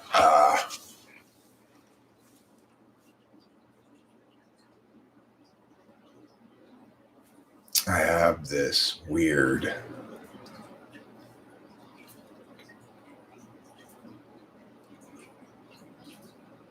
just mortified that I know what to do with. You know, I still by and large don't think about her. But man, she's great. She doesn't care. She's not interested in my YouTubing. I'm not interested in her TikToking either. Rachel watches her TikToks. It's like, whatever, I'm bored with it. But her company, I will take that any day of the week. You know, it's like, can you toss me the... Oh, it's underneath that pillow. Oh, underneath that pillow. I do love her so much. Delilah? Yeah. Yeah.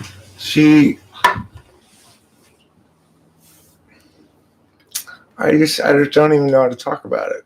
When you two were air guitaring to Say It Ain't So, oh my gosh, that was such a nice moment to see. Yeah. How long have I been in typology? About as long as this YouTube channel's been around. A little bit less than that. But, you know, I talk about typology a lot, but if I were really focused on typology, I'm sure I'd be a lot more successful as a YouTuber. You know, the fact is I talk about all kinds of stuff.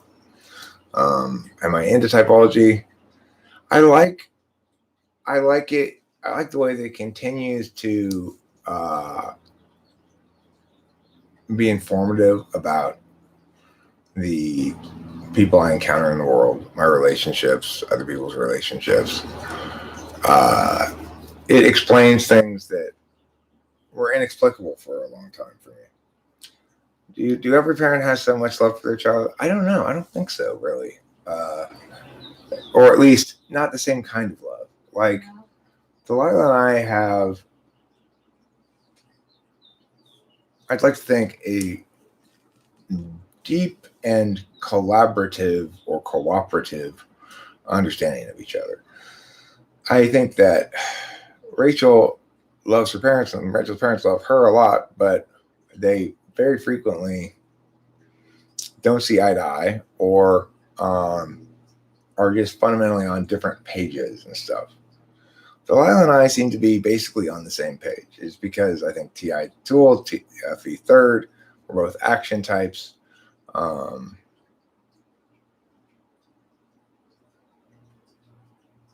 We raised her, really. Yeah, and I spent a lot of time with her, you know, when she was a kid. Yeah. So,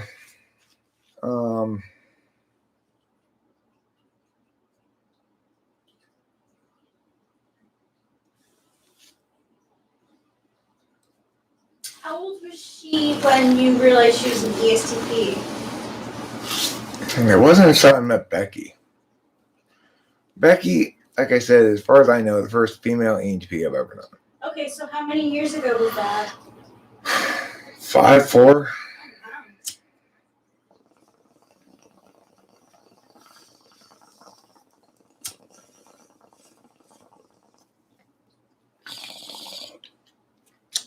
Becky made me say, okay, that's a female ENTP. What's my biggest fear as an ENTP?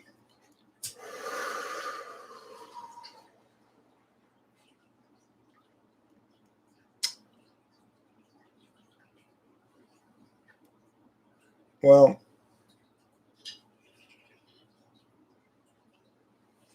I guess failing to see things through, you know? Which is the weakest? Weak and strong are poor words to use for function slots. So 8th and 4th are both instrumental values, which means you only value them as a means to an end. However, 4th, you consciously value as a means to an end and consciously understand that you're utilizing it too little. Your 8th, you unconsciously use as a means to an end, and the end is the frame of reference of your dominant function. So in other words, with your 1-8, you go, I'm an extrovert intuitor. That means I talk a lot. So whatever doing I have to do to enable my voice to be heard, I have no problem doing. So I'll start this live stream, right? But the problem is, what if it's no longer serving my extroverted intuition, but is instead serving extroverted thinking, introverted feeling kind of goals, such as, well, I don't just want my voice to be heard and have these nice conversations with these people that I talk to every day. I'd like to grow and become successful. Well, in that case, then instead of having this scene, there'd be something on the green screen. I'd be using the software, etc. Various extra SE steps that I have to do. So from my own perspective, I keep thinking I'm the one using SE appropriately. Other people are the ones who are over prioritizing irrelevant shit. It doesn't matter what the background looks like. Everything that's of quality and quantity and meaning and purpose and value here is coming out of my mouth. But that's not other people's reality, which is why people tend to be sensitive about their 8-slot function. Because as far as all my default reflexive instincts tell me, I'm using SE right. Contrast that with SI. All my conscious observations tell me I'm using it inadequately. I'm not using it enough. Seventh, in contrast to eighth and fourth, is an absolute value. So weakest, I like the name that socionics has for it, place of least resistance. If you want to attack me somewhere, attack me on FI grounds, and I'll be kind of at a loss. Here's an example. When that person came in and attacked me for being a bad boyfriend to Rachel, they're attacking me on FI grounds. I didn't care enough. I wasn't attentive enough. I didn't know what to say to them. I was just like, well, I guess you're right. It's like I don't have any answer to that, because they're not lying, right? It is true that I didn't really do anything except get her ice cream, and saying like, well, I got her ice cream just sounds weak as fuck. So, it's like I just felt vulnerable. It's like the same thing when there's that guy comes in periodically and accuses me of being a freeloader because I don't pay rent to live in my dad's house. And all I can do is just go, well, yeah, I guess you're right. I mean, that's polar. Those are both instances of attacking my FI. They're trying to hurt my feelings, and they're attacking me with whatever true things they can say they think are going to hurt my feelings. And it's my place of least resistance because I don't know what to do when that happens.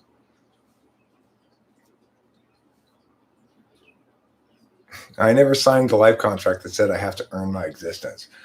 That's a great fucking saying, Fomalhot. That is a great saying right there. I never signed the life contract that said I have to earn my existence. Huh. Wow. That's kind of eye-opening.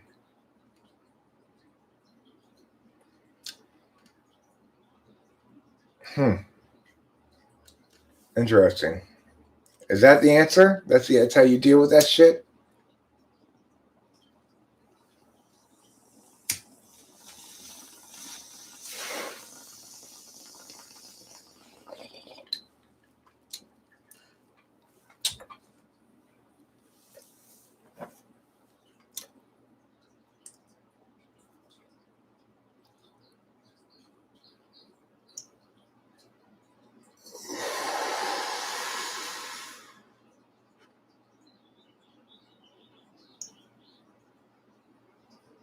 What does this person say?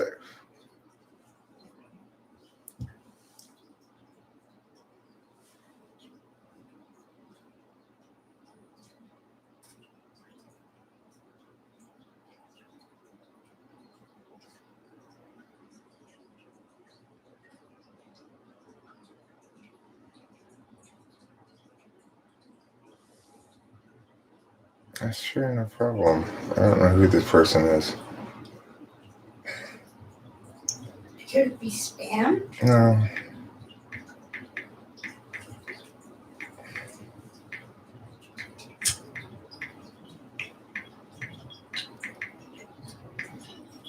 I appreciate your taking the time to share your thoughts with me. There. Yeah. There, that's FE accessible. I passed the FE test, everybody. Thank you. I wasn't listening, but I believe you because you don't usually talk about that. Yeah. Okay, well, I think it's about time to wrap this up, but I think before I do, I may want to play a song or two on the old guitar-a-roo.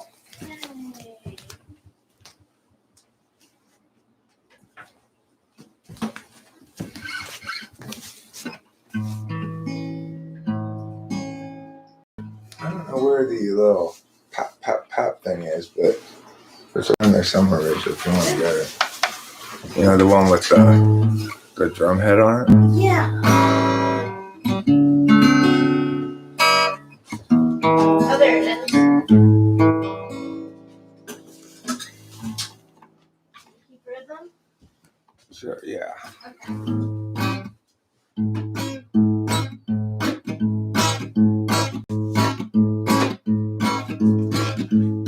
Okay.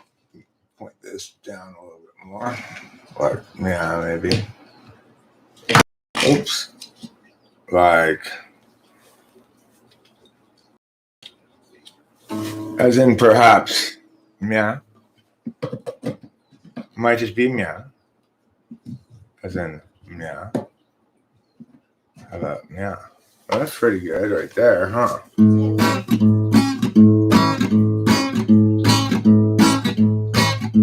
Some folk call me a rambling man, 'cause I do a lot of thumbing and a kicking can. And it's good to call me name. My daddy was a Williewood bro. I wasn't born and raised in no ghetto, just a white boy looking for a place to do my thing. I don't want no handout living on any part of anything they're giving. I'm riding wide like I was on his end. I said a few things and I admit it. If you want to get ahead, you gotta humble and get it. I'm a white boy looking for a place to do my thing.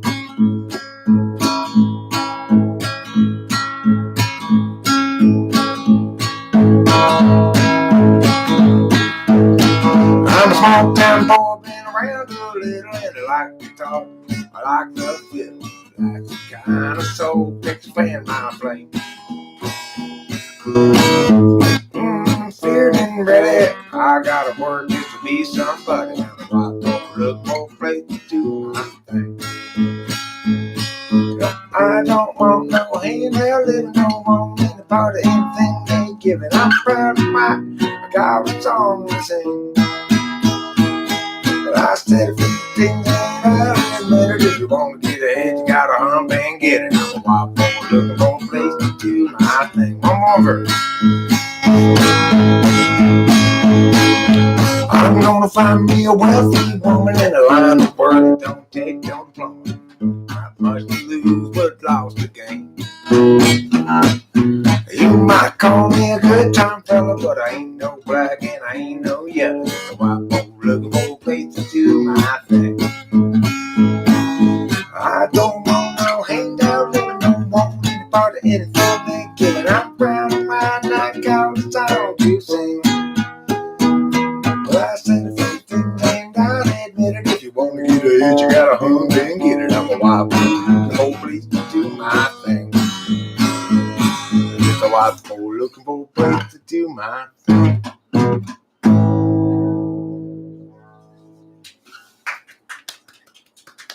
Thank you. Would FI and TI 8s mean they prefer to use a disinterested calculus to understand things which their FI wishes to understand? Yeah, basically. Yeah. Exactamundo, bro. Exactamundo. Right on the nose, as they say.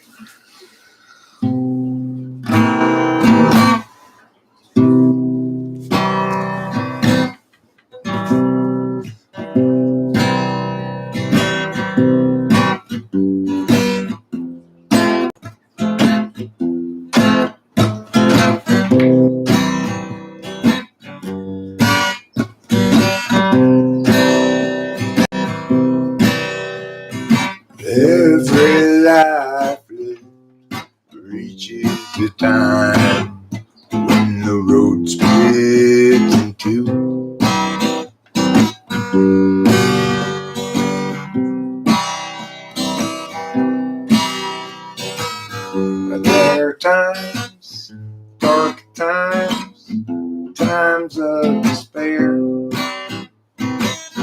Times when it's hard to feel good. That's when I look for the backbone of solvency. And I satchel of helpful goods. Yeah, that satchel of helpful goods. Satchel of helpful goods. Satchel of helpful goods. Satchel of helpful goods. Every life lived reaches an end. The road disappears.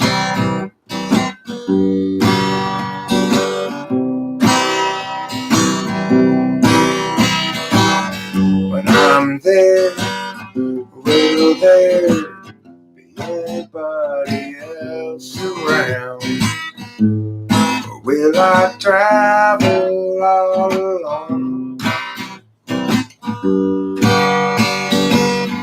That's when I look for my backbone of solvency.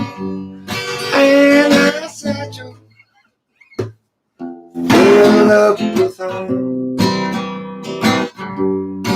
And that satchel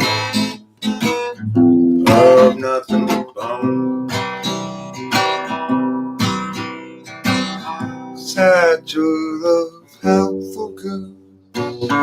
Satchel of helpful goods. Satchel of helpful goods.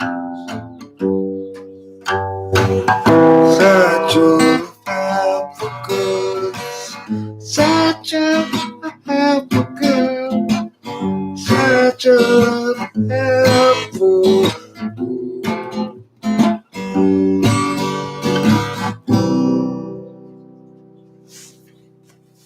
Thank you, thank you. That was called Satchel of Helpful Goods. What will you play next, Derek? Asks the bewildered crowd.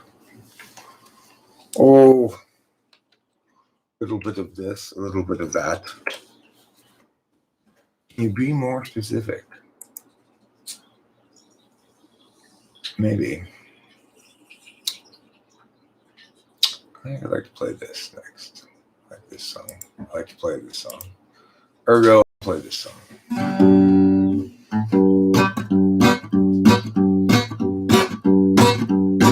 Now, Sammy has a story that need to be told, and this is a song for the open road. And such a thing must always do its job. She married up Jeb and turned 19, 4 years and 3 kids. We're now in question. Agency, outpace and discretion, locking in our courses, way too young. The urgency temper is really just pressure, making sure those underneath them always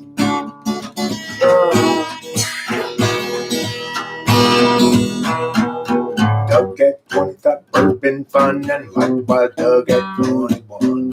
Fourth well up into middle age.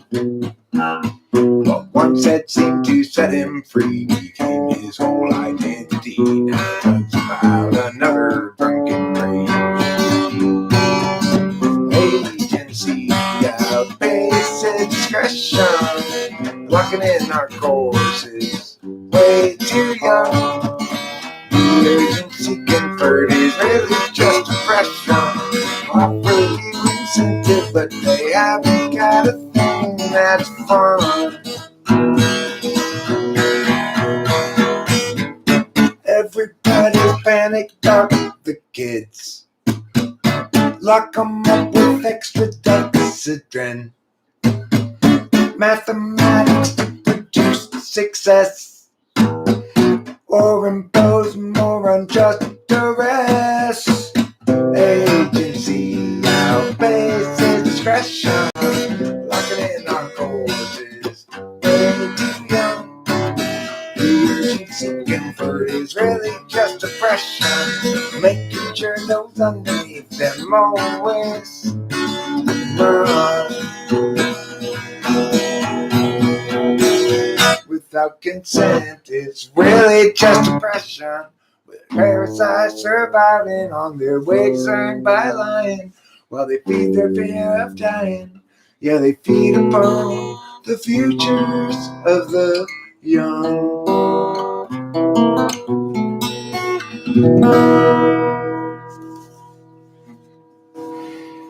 That's pretty good. Yeah.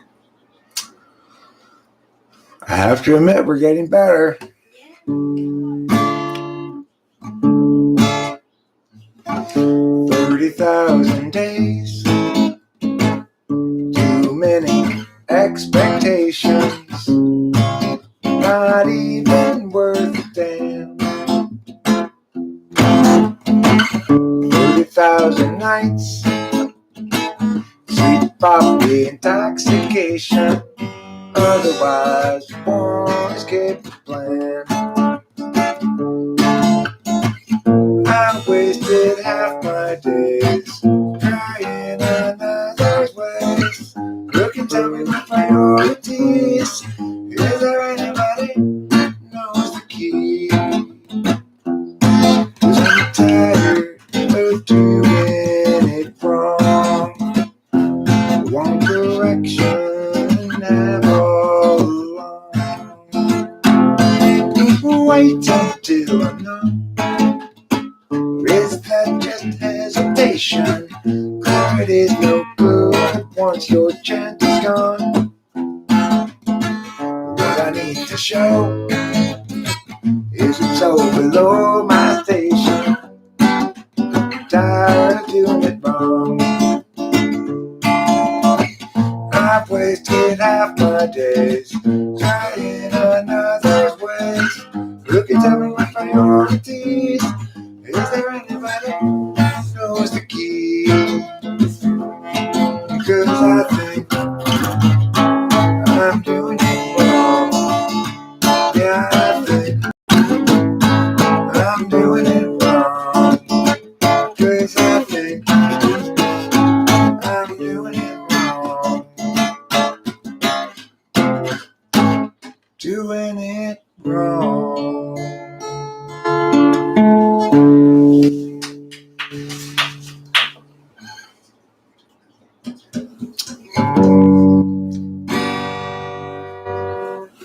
When I was younger, it seemed that everything gleamed. I don't know what happened to me, but I've lost that sense of urgency, and I don't think that I'll ever see again. If you follow my lead, you'll discover I'm loster than you. And you wanna know the way to get back at you, wherever it was you thought you knew. And tomorrow will be just like today. I'll be lost then too.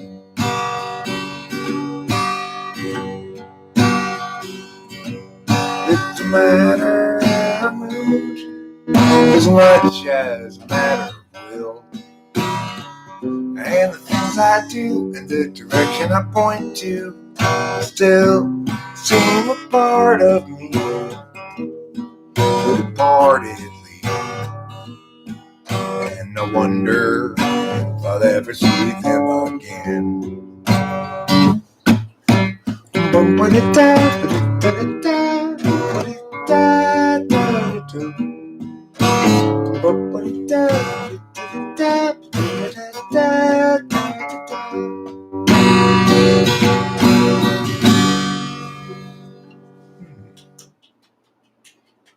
Pretty good.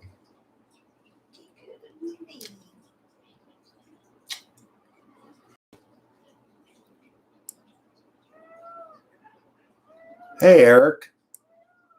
Yes, that was pretty good. Thanks.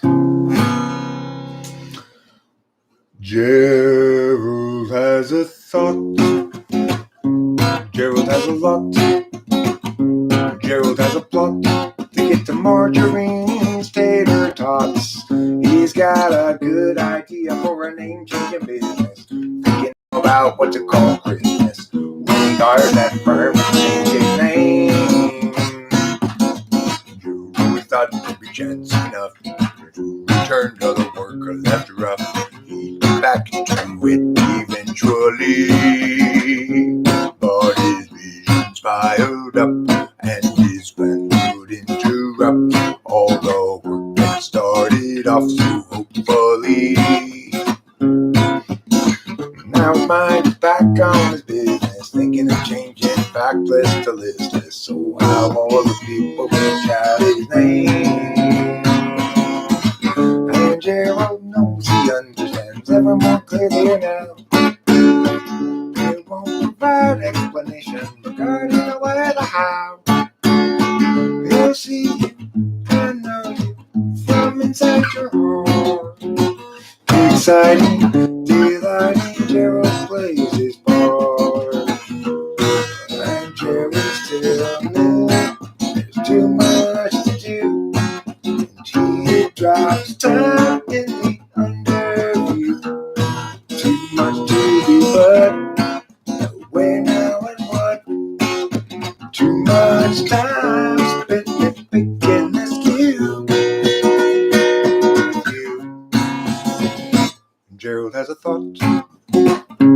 Gerald has a lot. Gerald has a plot to get to Marjorie's tasty spots. She's got a good idea for a name-changing business. Thinking now about what to call Christmas. When they hire his firm to change that name. Gerald has a thought. Pretty good. Pretty good.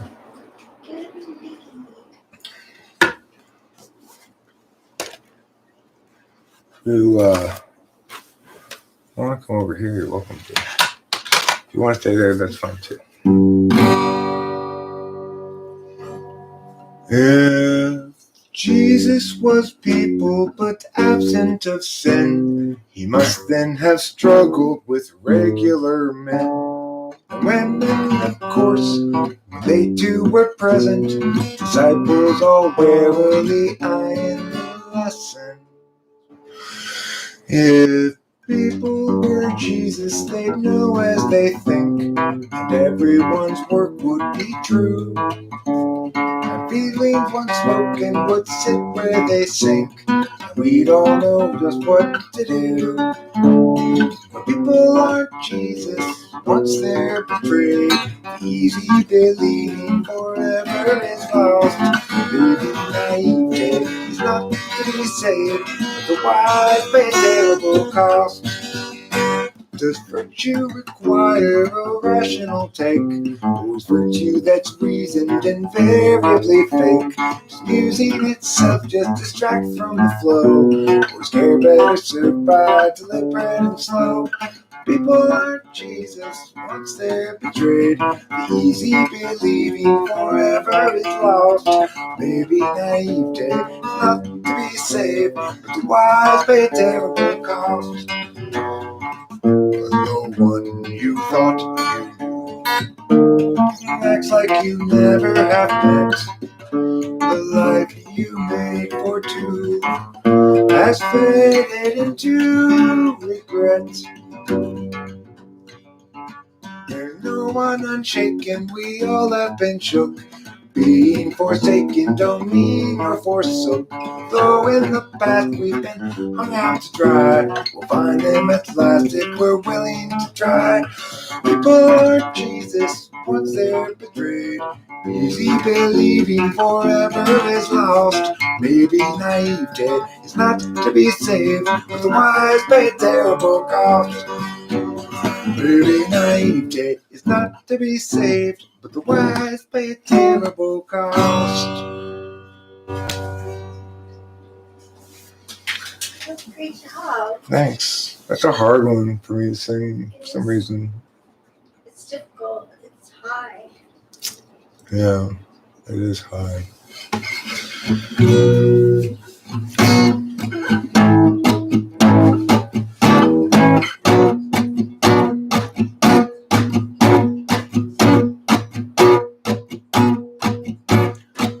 Amelia, girl from the past, they come to you, the details of your case. Amelia, when you rise above, floating ahead, I'm soaring like a dove. What will they say when they look at you, then moving sideways into space you're in? Staring sidelong with your thirsty grin. Amelia, can't you see? You and I will never be. Amelia, yet you're still free. Too much opportunity to leave out in the rain. Amelia, Amelia, we're watching you fail for sure. No matter what we do, Amelia, when you rise up above, floating ahead and soaring like a dove. What will they say when they look at you, then moving sideways in the space you're in, and staring sidelong with your thirsty grin? Amelia, can't you see that you and I will never be? Amelia, yet you're still free. With too much opportunity to leave out in the, too much opportunity to leave out in the, too much opportunity to leave out in the rain. Amelia.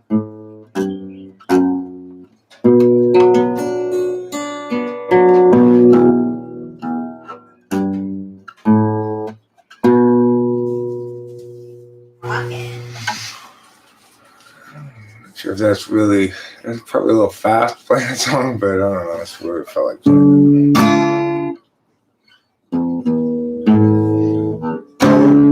He came here with her, and what's the big problem that you can't endure?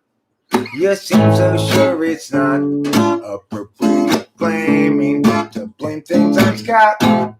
Despite getting got, he's got you refraining for him, training for him, going to the gym to make yourself good enough again.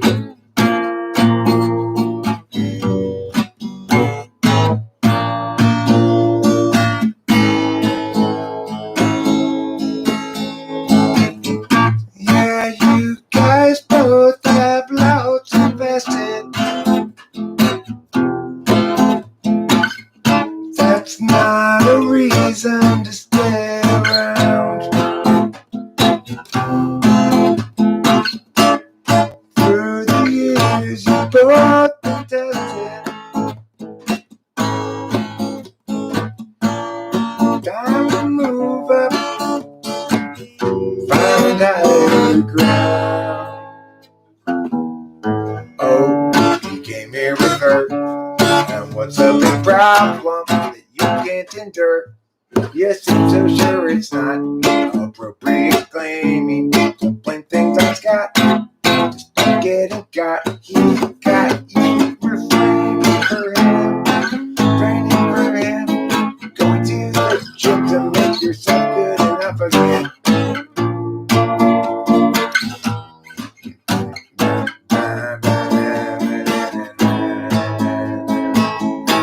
Be done with him. I sped up a little bit and I messed up a little bit at the end, but you know, Still sounded good. still sounded pretty good. Yeah. You have a request for throwing shade? Oh, okay. Let's try that one.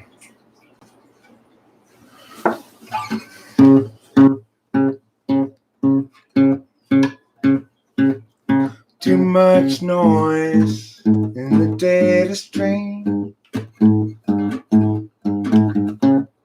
Loud enough to disrupt everybody's dreams.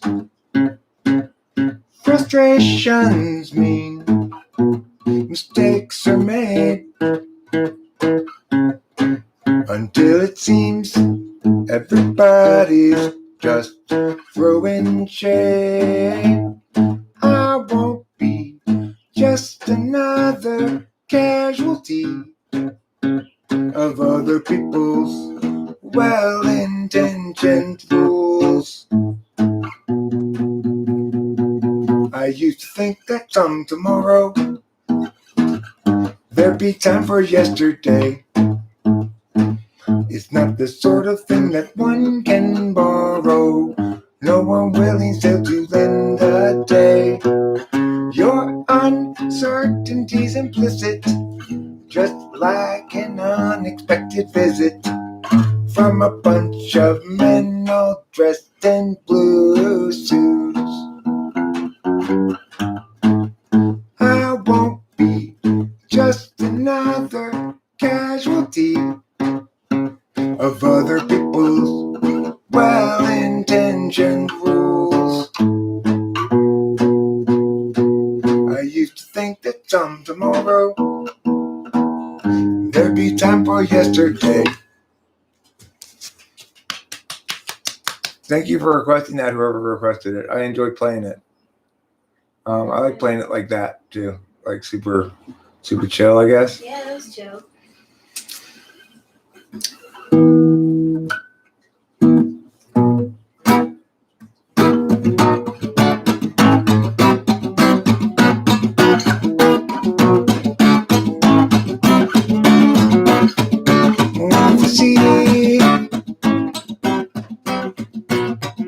Need to know.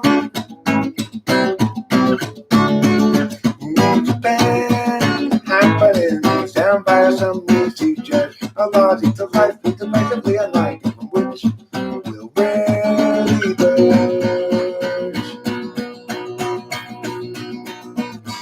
People everywhere gather up enemies, outraged at how they miss a sign. How do they set the priorities? These foreign backstabbing entities into hypnotic and misery, follow necessarily from their savage ways. Insulting person and desolate. We're stuck with such velocity. We all partition the victories and call it destruction of the whole damn world. Julie shares now her limits. Owning Julie will do. Jay shares for 4 minutes. He just can't share things like they do. And Julie should have bought to when she had the chance to buy. She also forgot about shouldn't talk, although she ever call. She'll die.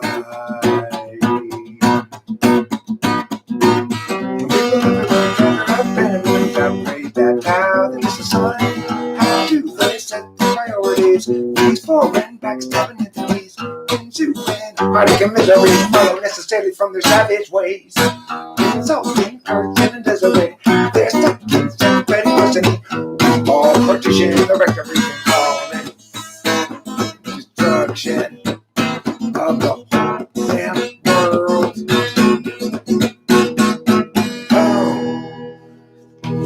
I kind of messed that one up. It's okay indeed. I think what I want to do is play this one last. Let's try singing the whole thing together, let's say. Both the verses and the choruses together on this one.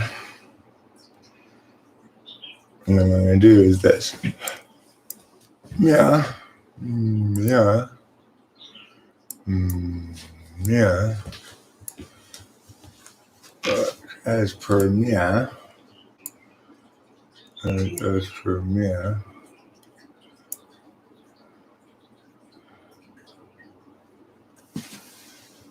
Okay, so there.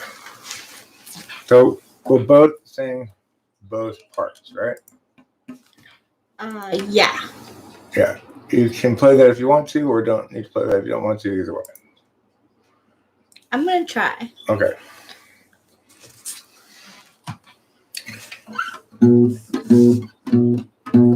Just brooding here won't do any good.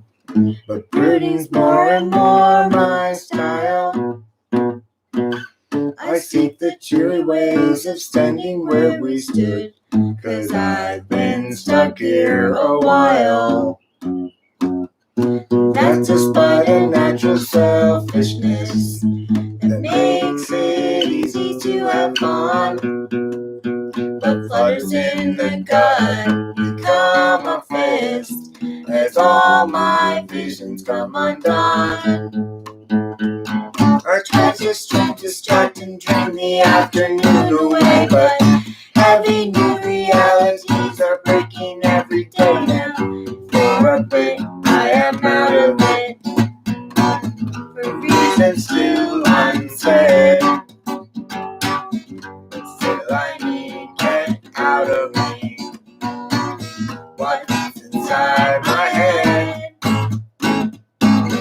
Seems like everybody's so sensitive, so ready to just get mad. I seek the civil ways of living like a kid, 'cause who wants to be the dead? Have we lost our sense of scope and scale? Our capacity to laugh? The sense to know when not to wail, and how to tip the golden calf. I try to stream, distract, and dream the afternoon away, but heavy new realities are down on every day, and for a bit I am out of it. Reasons still unsaid, but still I need to get out of me what's inside my head. But still I'm sad, so sad for me, sad for her, unhappily. What you call sorrow, I call home. Blues that sing clear down to the bone. Yes, I'm sad, still I'm sad, so sad for me, sad for her, unhappily. Unhappily. Oh, sorrow, I go home. Blues that sing clear down to the bone. Down to the bone. So sad, Yeah, sad, sad for me, so sad for me, sad for him. so sad for him. Unhappily. You call sorrow, Call sorrow, I call home. I call home. Blues that sing clear down the bone. Down to the bone. We'll get that eventually. Yeah, I think we sounded good. Yeah, we just have more practicing to do. So. All right, everybody. Well, for those of you who stuck around for our musical, what do you call that? Serenading of you? Yeah, Yes, we serenading. Serenading.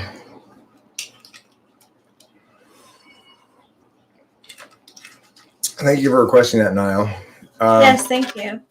All right, everybody. Thanks for being Thank here. you. Do not forget to eat plenty of cheese, and if you do, you can eat twice as much tomorrow. It'll be just fine. Yeah.